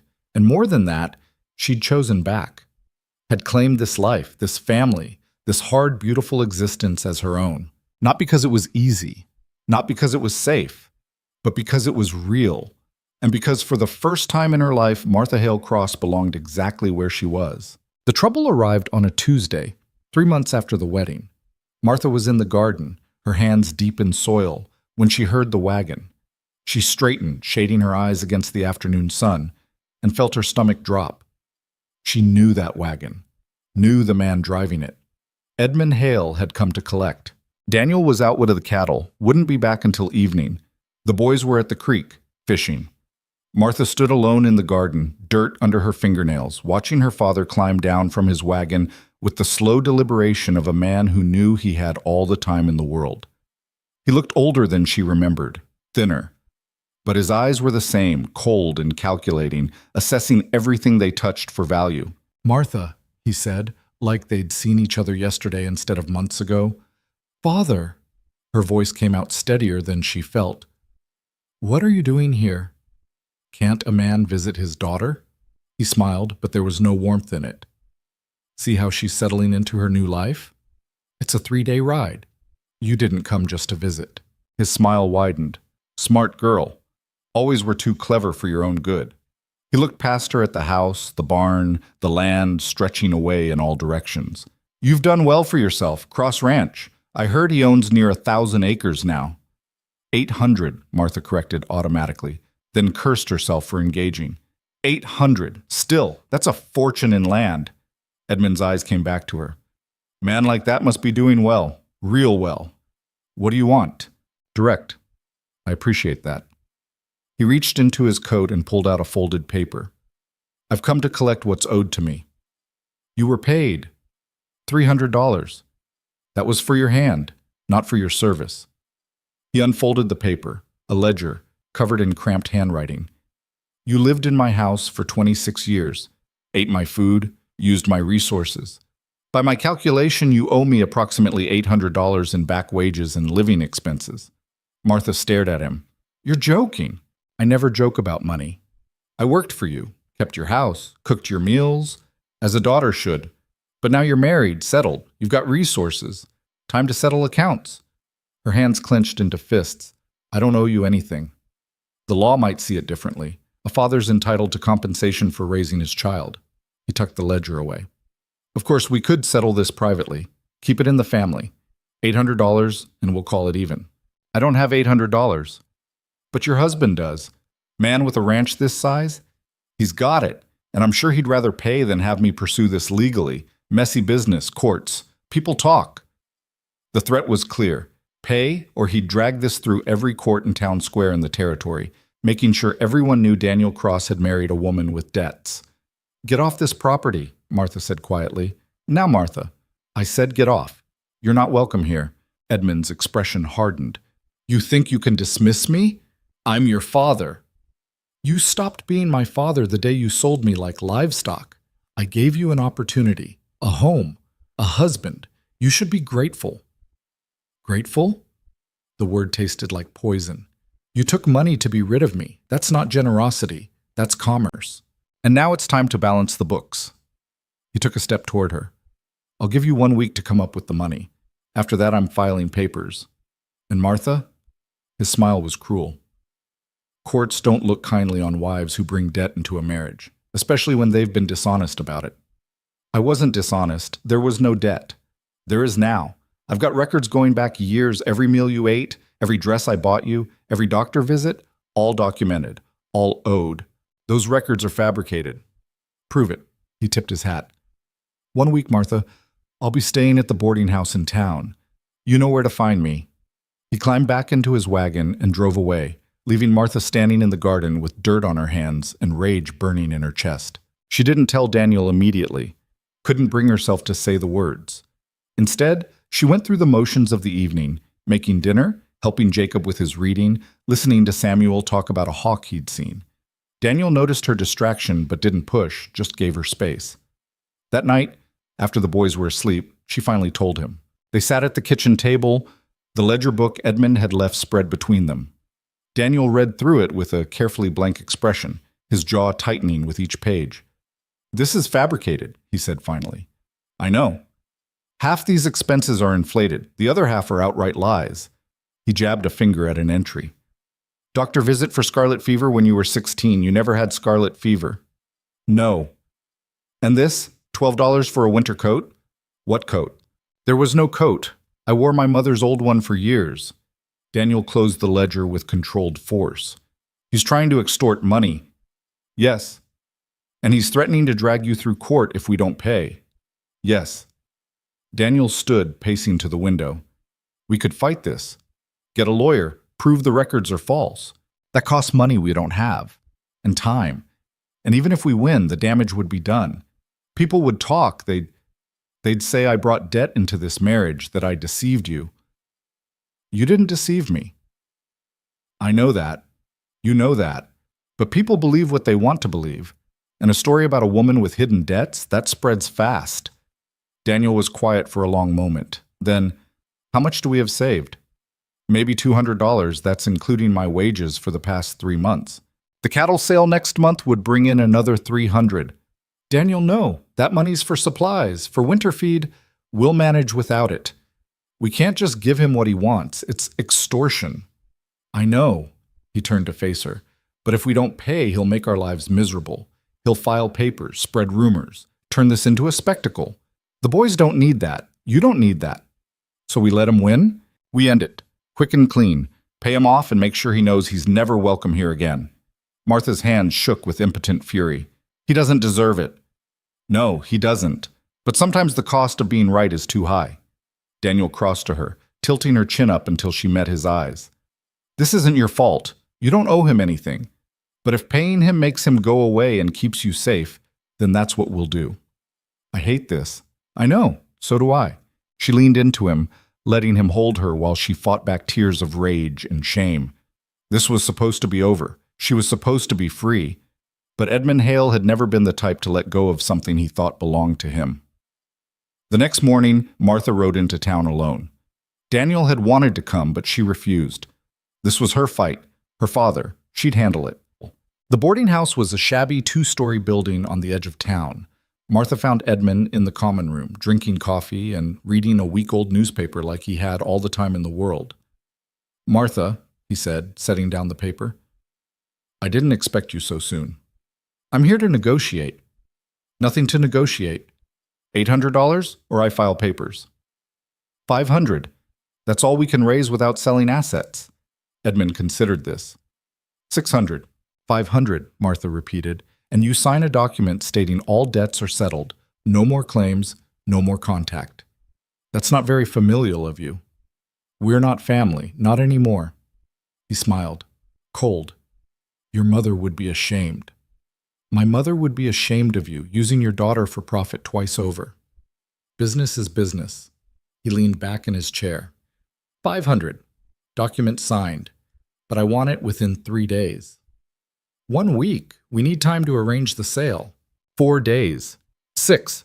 5 days, final offer. And Martha? His smile turned sharp. I'll be checking to make sure the money's real. No tricks. No tricks. Just get out of our lives. She left before he could say anything else, riding hard back to the ranch with her heart pounding and bile in her throat. Daniel was waiting when she returned. Well? 500, 5 days. Then he's gone. He nodded. I'll ride to the Hendersons tomorrow. They've been wanting to buy some of our breeding stock. Should get us what we need. Daniel, those heifers will be replaced, eventually. Right now, getting your father gone is more important. She wanted to argue, wanted to find another way. But there wasn't one, and they both knew it. The next 3 days were tense. Daniel rode out early each morning, arranging sales, calling in debts owed to him, scraping together every dollar they could find. Martha tried to keep things normal for the boys, but Samuel noticed something was wrong. Is everything okay? He asked one evening as they did dishes. Everything's fine. You're lying. You get this look when you're worried. Martha sighed. My father's here. He's demanding money. Samuel's hand stilled in the wash water. The man who sold you to Pa? That's a crude way of putting it, but yes. What's he want money for? He claims I owe him for raising me. That's stupid. Parents are supposed to raise their kids. That's not something you charge for. I agree. But he's threatening to make trouble if we don't pay. So tell him to go to hell. Samuel, I mean it. He can't just show up and demand money. That's not right. A lot of things aren't right, but we still have to deal with them. Samuel turned to face her fully, hands dripping. Is he going to take you away? The fear in his voice broke her heart. No, absolutely not. Promise? I promise. I'm not going anywhere. We're just paying him to leave us alone. I don't like this. Neither do I. But it'll be over soon. Jacob appeared in the doorway, alerted by their voices. What's wrong? Nothing, sweetheart. Just grown-up problems. Is the bad man coming here? His voice was small, frightened. Martha knelt down to his level. What bad man? I heard Sam talking to Pa about a man who wants to hurt us. No one's going to hurt us, Martha said firmly. There's a man who wants money, and we're going to give it to him so he'll leave. That's all. But what if he doesn't leave? He will. How do you know? Because I'll make him, Martha thought. Out loud, she said, because your father and I won't let anything happen to this family. You're safe, I promise. Jacob studied her face for a long moment, then nodded slowly. Okay. But the fear didn't leave his eyes. On the 5th day, Daniel loaded $500 into a leather pouch, and they rode to town together. Martha had wanted to go alone, but Daniel refused. He doesn't get to face you alone, he said. Not anymore. They found Edmund at the boarding house, his bags already packed. Prompt, he said, eyeing the pouch. I like that. Daniel handed it to him. Count it. Edmund did, taking his time, making sure every bill was accounted for. When he finished, he smiled. Pleasure doing business with you. The document, Martha said. Right, almost forgot. He pulled out a paper already written and signed. All debts settled, no further claims. Martha read it carefully, checking for loopholes. It seemed straightforward. She signed it, and Daniel witnessed. There, Edmund said, tucking the money into his coat. We're square. You'll never see me again. Good. He climbed into his wagon, then paused. You know, Martha, you really should be thanking me. For what? For giving you this life. If I hadn't arranged that marriage, you'd still be rotting in my house, growing old and useless. Instead, you've got land, a husband, children. I gave you that. The rage that had been simmering in Martha's chest for 5 days exploded. You gave me nothing, she said, voice shaking. You sold me because I was a burden you didn't want. You got paid to be rid of me, and now you're trying to get paid again. You're a parasite, and you always have been. Edmund's face darkened. Watch your mouth, girl. I'm not your girl. I stopped being your daughter the day you chose money over me.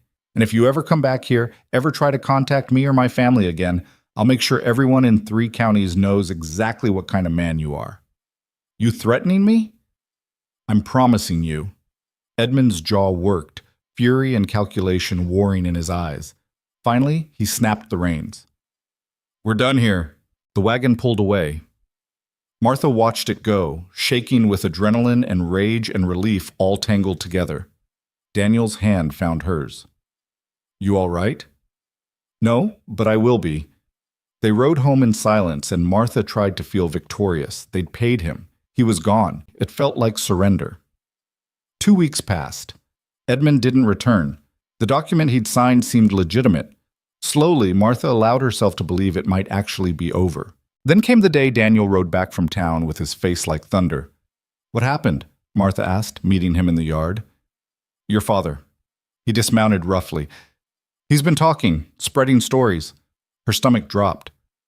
"What kind of stories?" "That you manipulated me into marriage. That you seduced me and trapped me to get access to my money. That the whole arrangement was your idea, and I was too grief-stricken to see through it." "That's insane. Everyone knows you chose me." "Doesn't matter what everyone knows. Matters what they'll believe. And a story about a conniving woman taking advantage of a widower? People love that." "Did you tell them the truth?" "Tried to. But your father's got documentation. Letters he claims you wrote to him, planning the whole thing. Witnesses who'll swear they heard you talking about targeting wealthy widowers. Those are forgeries. I never wrote any such thing." "I know that. But he's making it convincing. Half the town's already talking." Martha felt the world tilt. "He signed a document. He's not supposed to contact us." "He's not contacting us. He's contacting everyone else." "Why? We paid him. What more does he want?" "Revenge, maybe. Or he's trying to set up another extortion. If the town believes you're manipulative, they might pressure me to divorce you. Then he could swoop in, claim he's protecting you, demand more money for your support." "This is never going to end, is it?" Martha's voice cracked.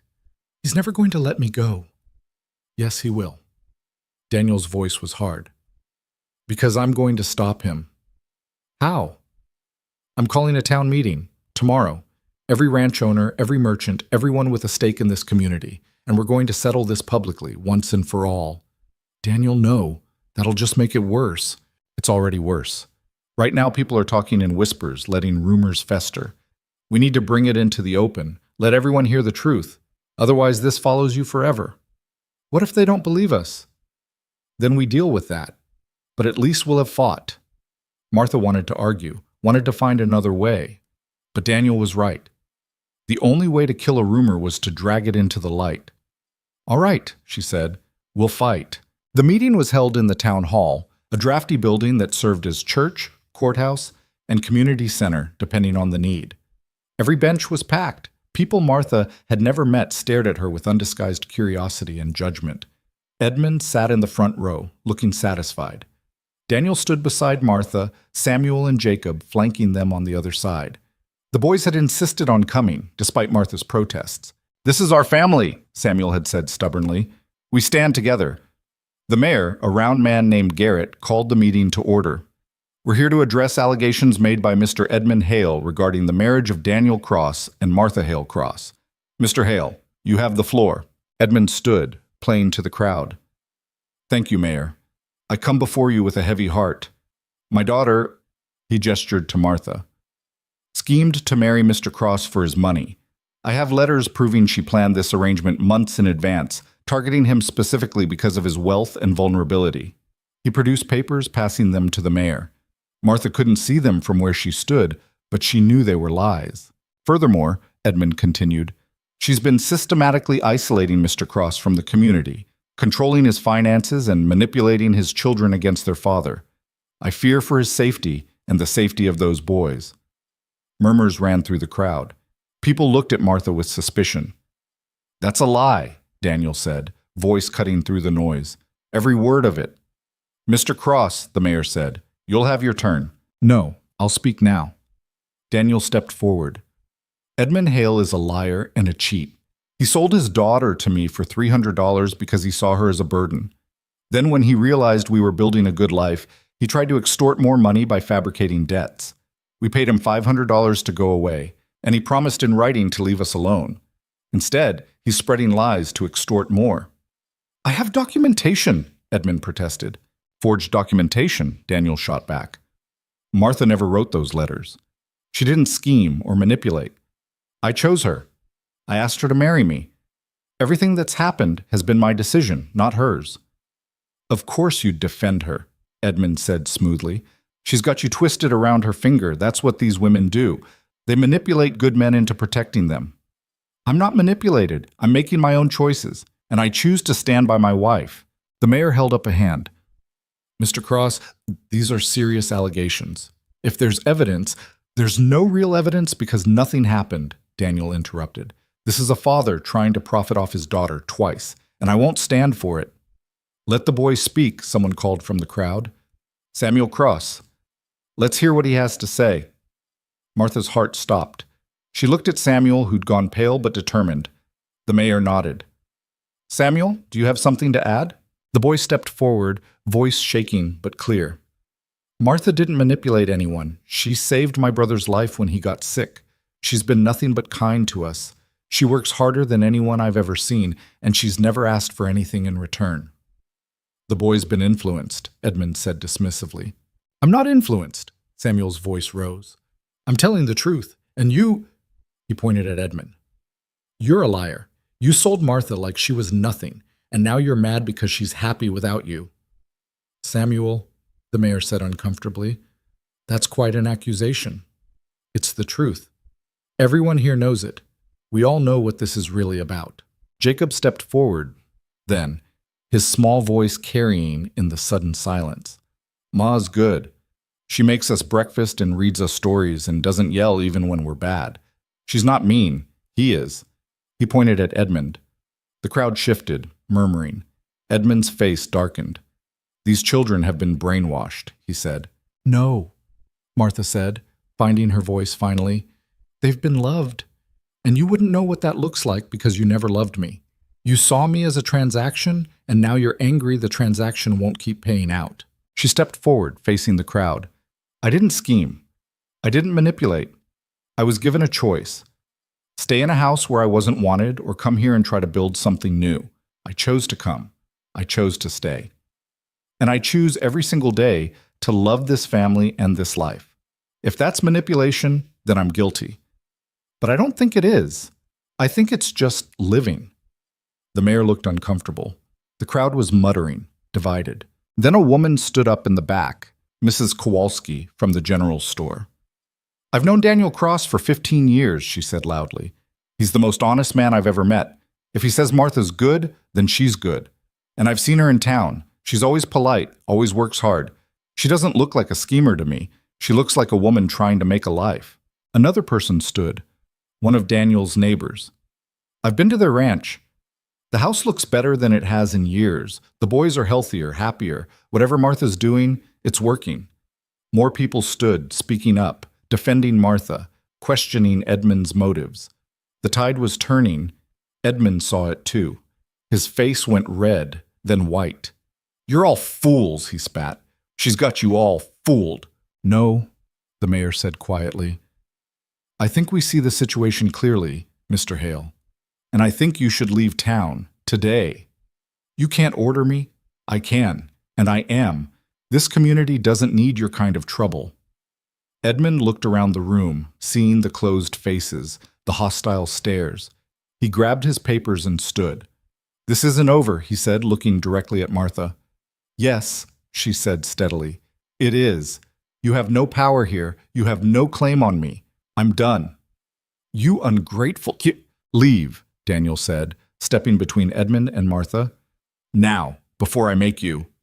Edmund stared at him, seeing something in Daniel's face that made him step back. Fine, keep her. She'll bleed you dry eventually. Get out, the mayor said. Edmund left, slamming the door behind him. The silence that followed was profound. Then, slowly, people started to disperse. Some came up to Martha and Daniel, offering quiet words of support. Others left without comment, but without condemnation either. Mrs. Kowalski hugged Martha. Don't let him win, she whispered.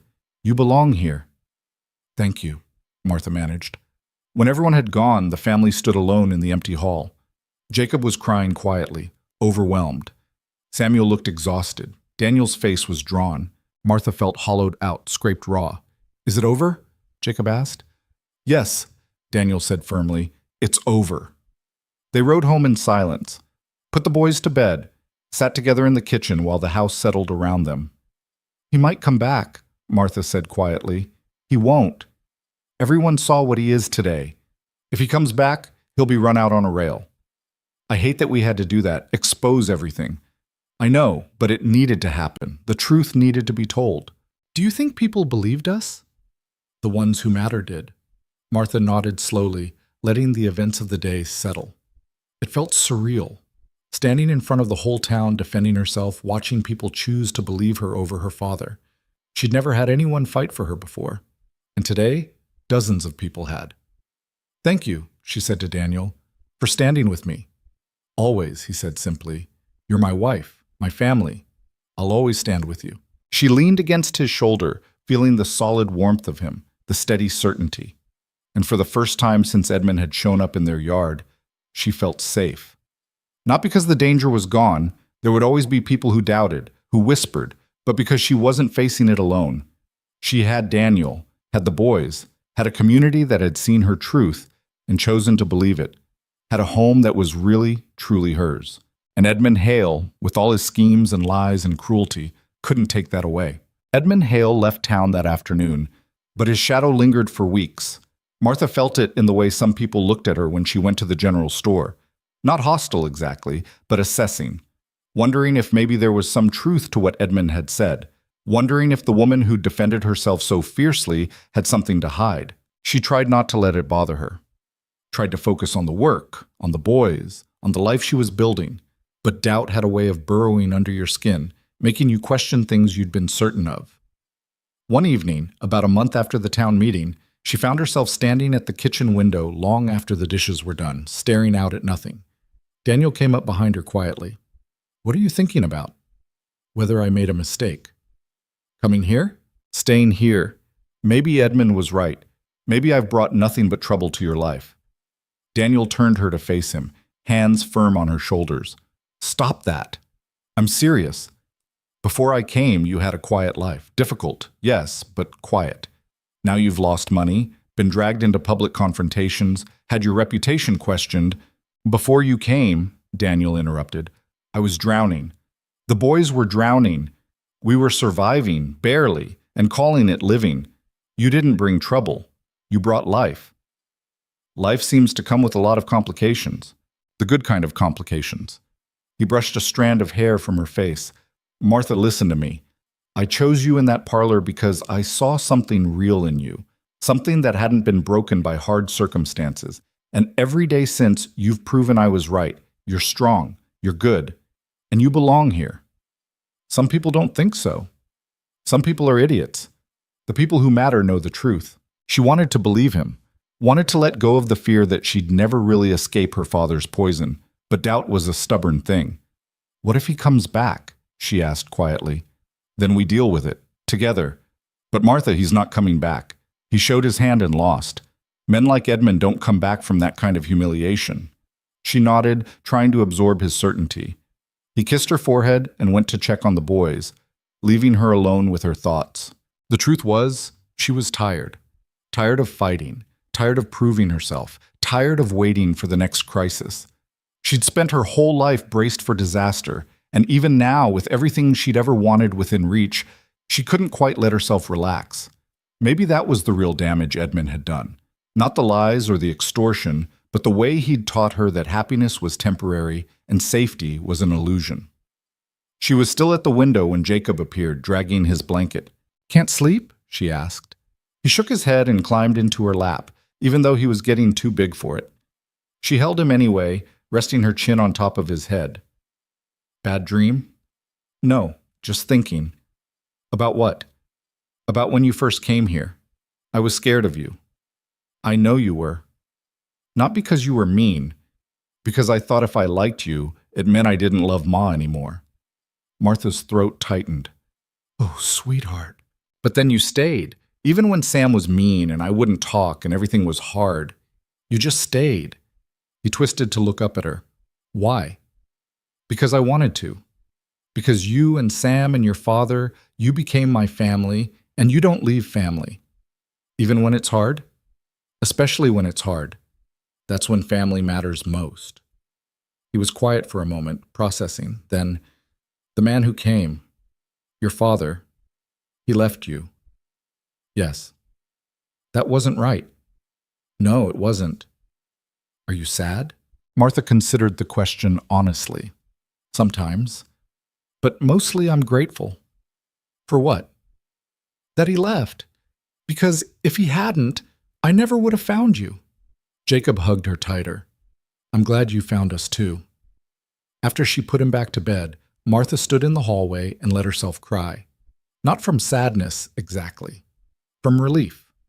From the overwhelming realization that she'd built something real here, something that couldn't be taken away by one bitter man's lies. She'd been chosen. But more importantly, she'd chosen back. And that made all the difference. Spring deepened into summer. The garden Martha and Samuel had planted burst into life.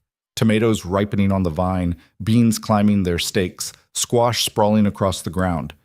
The boys helped her tend it, Jacob chattering constantly while Samuel worked with quiet focus.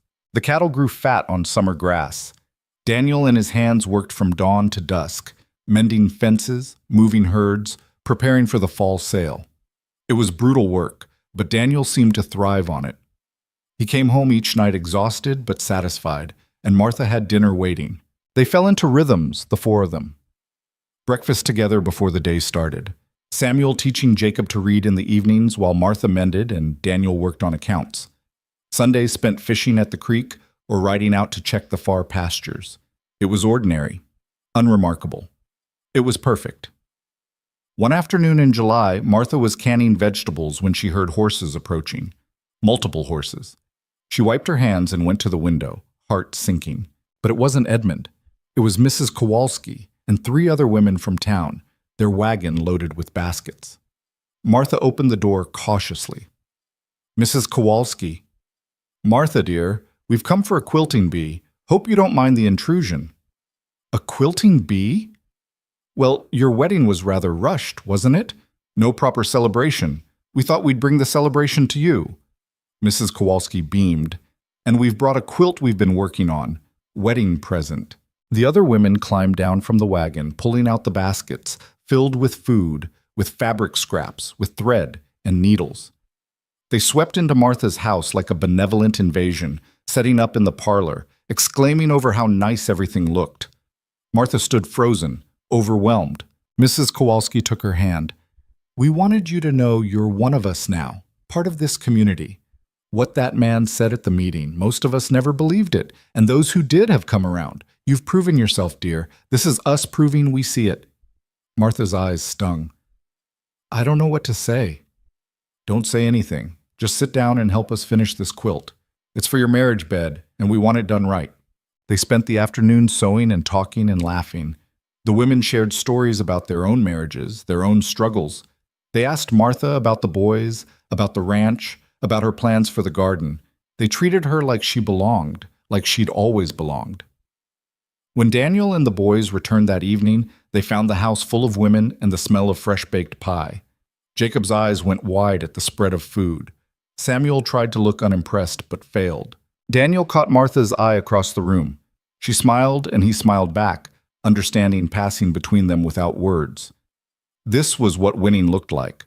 Not dramatic confrontations or grand gestures, but ordinary women bringing food and fellowship. Community, offered freely.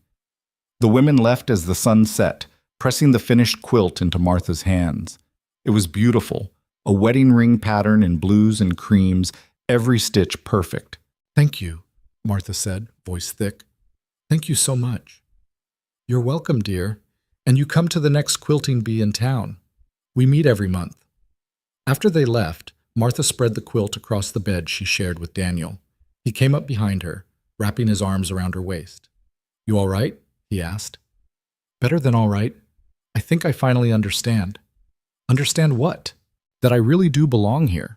Not because you chose me or because I worked hard enough to earn it, but because this is my home, my community, my life. He kissed her temple. Took you long enough to figure that out. She laughed, leaning back against him. I'm a slow learner. You're cautious. There's a difference. They stood there for a while, looking at the quilt, at the life they'd built together.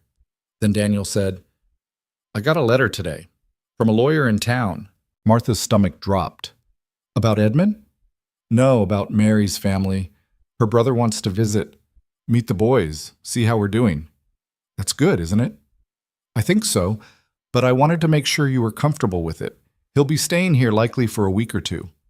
Of course I'm comfortable. He's their uncle. About our marriage, about how things came about. Then we'll tell him the truth. Daniel turned her to face him. You're not worried. No, we have nothing to hide. She smiled. Let him come. Let him see what we've built here. Let him see his nephews thriving. You're remarkable, you know that? I'm practical. There's a difference. He kissed her then, properly, and she kissed him back, feeling the solid certainty of him, of them, of everything they'd become. Mary's brother Thomas arrived in August. He was tall and thin, with kind eyes, and Mary's same gentle smile. The boys took to him immediately, especially Samuel, who peppered him with questions about his mother's childhood. Thomas stayed for 2 weeks, helping with ranch work, getting to know his nephews. He watched Martha with careful attention at first, clearly trying to assess what kind of woman had replaced his sister. But as the days passed, his watchfulness softened into acceptance. One evening, after the boys had gone to bed, Thomas spoke to Daniel and Martha in the parlor. "I need to be honest with you both," he said. "When I got word that Daniel had remarried, I was angry.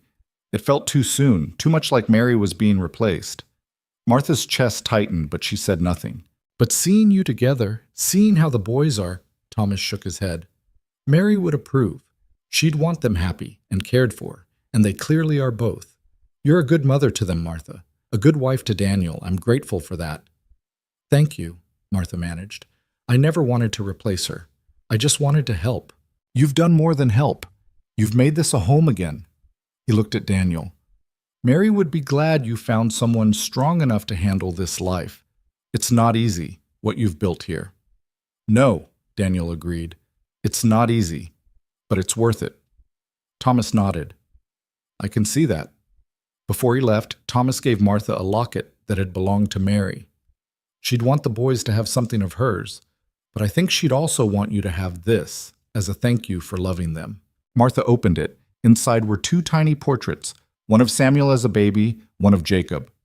"I can't take this," she protested. "It's too precious." "Which is exactly why you should have it. You're their mother now. You deserve to carry them close to your heart." She accepted it with shaking hands, feeling the weight of trust and acceptance in the gesture. After Thomas left, life settled back into its rhythms. The boys were happier for having known their uncle, having heard stories about their mother that Daniel couldn't tell. It connected them to a past they'd been in danger of losing.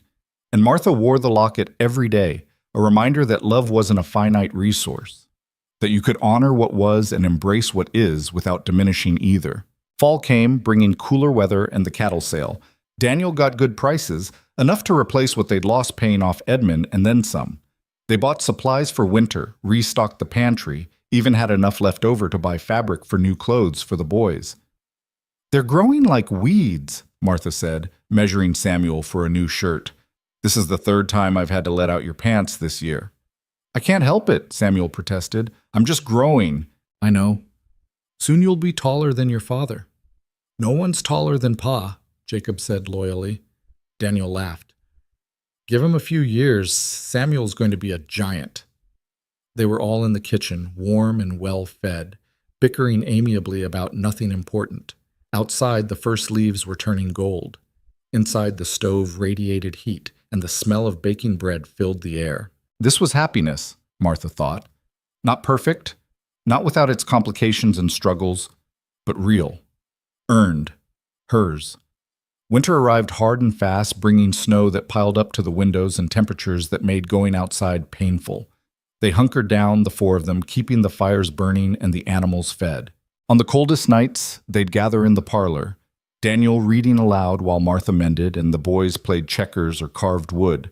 Sometimes they'd talk about the future, what they'd plant in spring, whether to expand the herd, where Samuel might go for schooling when he got older. "I want to stay here," Samuel said one night. "Learn to run the ranch. Take it over someday." Daniel looked at him with pride and something like grief. "You sure? You could go to the city, get an education, do something different?" "I don't want different. I want this." "Then this is yours. Someday. When you're ready." Jacob, listening quietly, said, "What about me?" "You too," Daniel assured him. "Both of you. This ranch is for both my sons." "And Ma?" Jacob asked. "And Ma," Daniel confirmed. "This is as much hers as it is ours." Martha looked up from her mending, meeting Daniel's eyes. He smiled, and she smiled back, feeling the truth of those words settle into her bones. This was as much hers as anyone's. She'd earned it, claimed it, made it real through sheer stubborn determination and love. Spring returned as it always did. The snow melted, the creek swelled, and green things began to push through the earth. Martha planted the garden again, this time with both boys helping and a clearer sense of what grew well in this harsh country. On a warm April afternoon, almost exactly 1 year after she'd first arrived at the ranch, Martha sat on the porch steps watching the boys play with the three-legged cat, who'd had kittens in the barn. Daniel came out and sat beside her, handing her a cup of coffee. "Thinking about anything in particular?" he asked. "About how much has changed in a year." "Good changes?" "Mostly." She sipped the coffee, strong and hot. "I was so angry when I first came here. At my father for selling me, at you for buying me, at the whole situation. I felt like I had no control over my own life. And now I know I always had control. I just didn't realize it. Every day I chose to stay, to work, to love these boys and build this life. Those were my choices. Not Edmund's, not yours, mine." Daniel was quiet for a moment, then, "I need to tell you something." Her heart skipped. "What?" "When I chose you in that parlor, it wasn't random. I'd heard about you before, from people in town who knew your father. They said you were capable, hardworking, unbreakable, despite everything he put you through. I chose you because I needed someone strong, someone who wouldn't shatter under the weight of this life. You chose me because I was useful. I chose you because you were real. Everyone else your father presented, they would have broken here. The isolation, the work, the grief these boys carried, it would have destroyed them. But you, I looked at you and saw someone who'd already survived the worst and come out intact. I'm not sure intact is the right word. Aren't you? Martha, you lost your mother young. You spent 14 years caring for a man who never showed you a moment of kindness. You were treated like a burden, an afterthought. And yet you're still capable of love, still capable of hope. That's not just intact, that's extraordinary." She felt tears prick her eyes. "You make it sound noble. It wasn't. I was just trying to survive." "That's what makes it noble. You could have become bitter, cruel, like Edmund. But you didn't. You stayed soft where it mattered." "I don't feel soft." "That's because you mistake softness for weakness. They're not the same thing. You can be soft and still be steel." She leaned her head on his shoulder, watching the boys. Jacob was giggling as a kitten climbed up his shirt. Samuel was showing him how to hold it properly, patient and gentle. "They're good boys," she said, "because they have a good mother. They had a good mother before I came. They had Mary, and now they have you. Both things can be true." She thought about that, about Mary, who'd loved these boys in this land and this hard life, about herself stepping into shoes she could never quite fill but making her own footprints beside them instead. "I wish I could have known her," Martha said quietly. "She would have liked you. You're both fighters, both stronger than you look." They sat in companionable silence, watching their sons play, watching the land green around them. Somewhere in the distance, cattle lowed. A hawk circled overhead. The wind carried the smell of warming earth and growing things. This was home.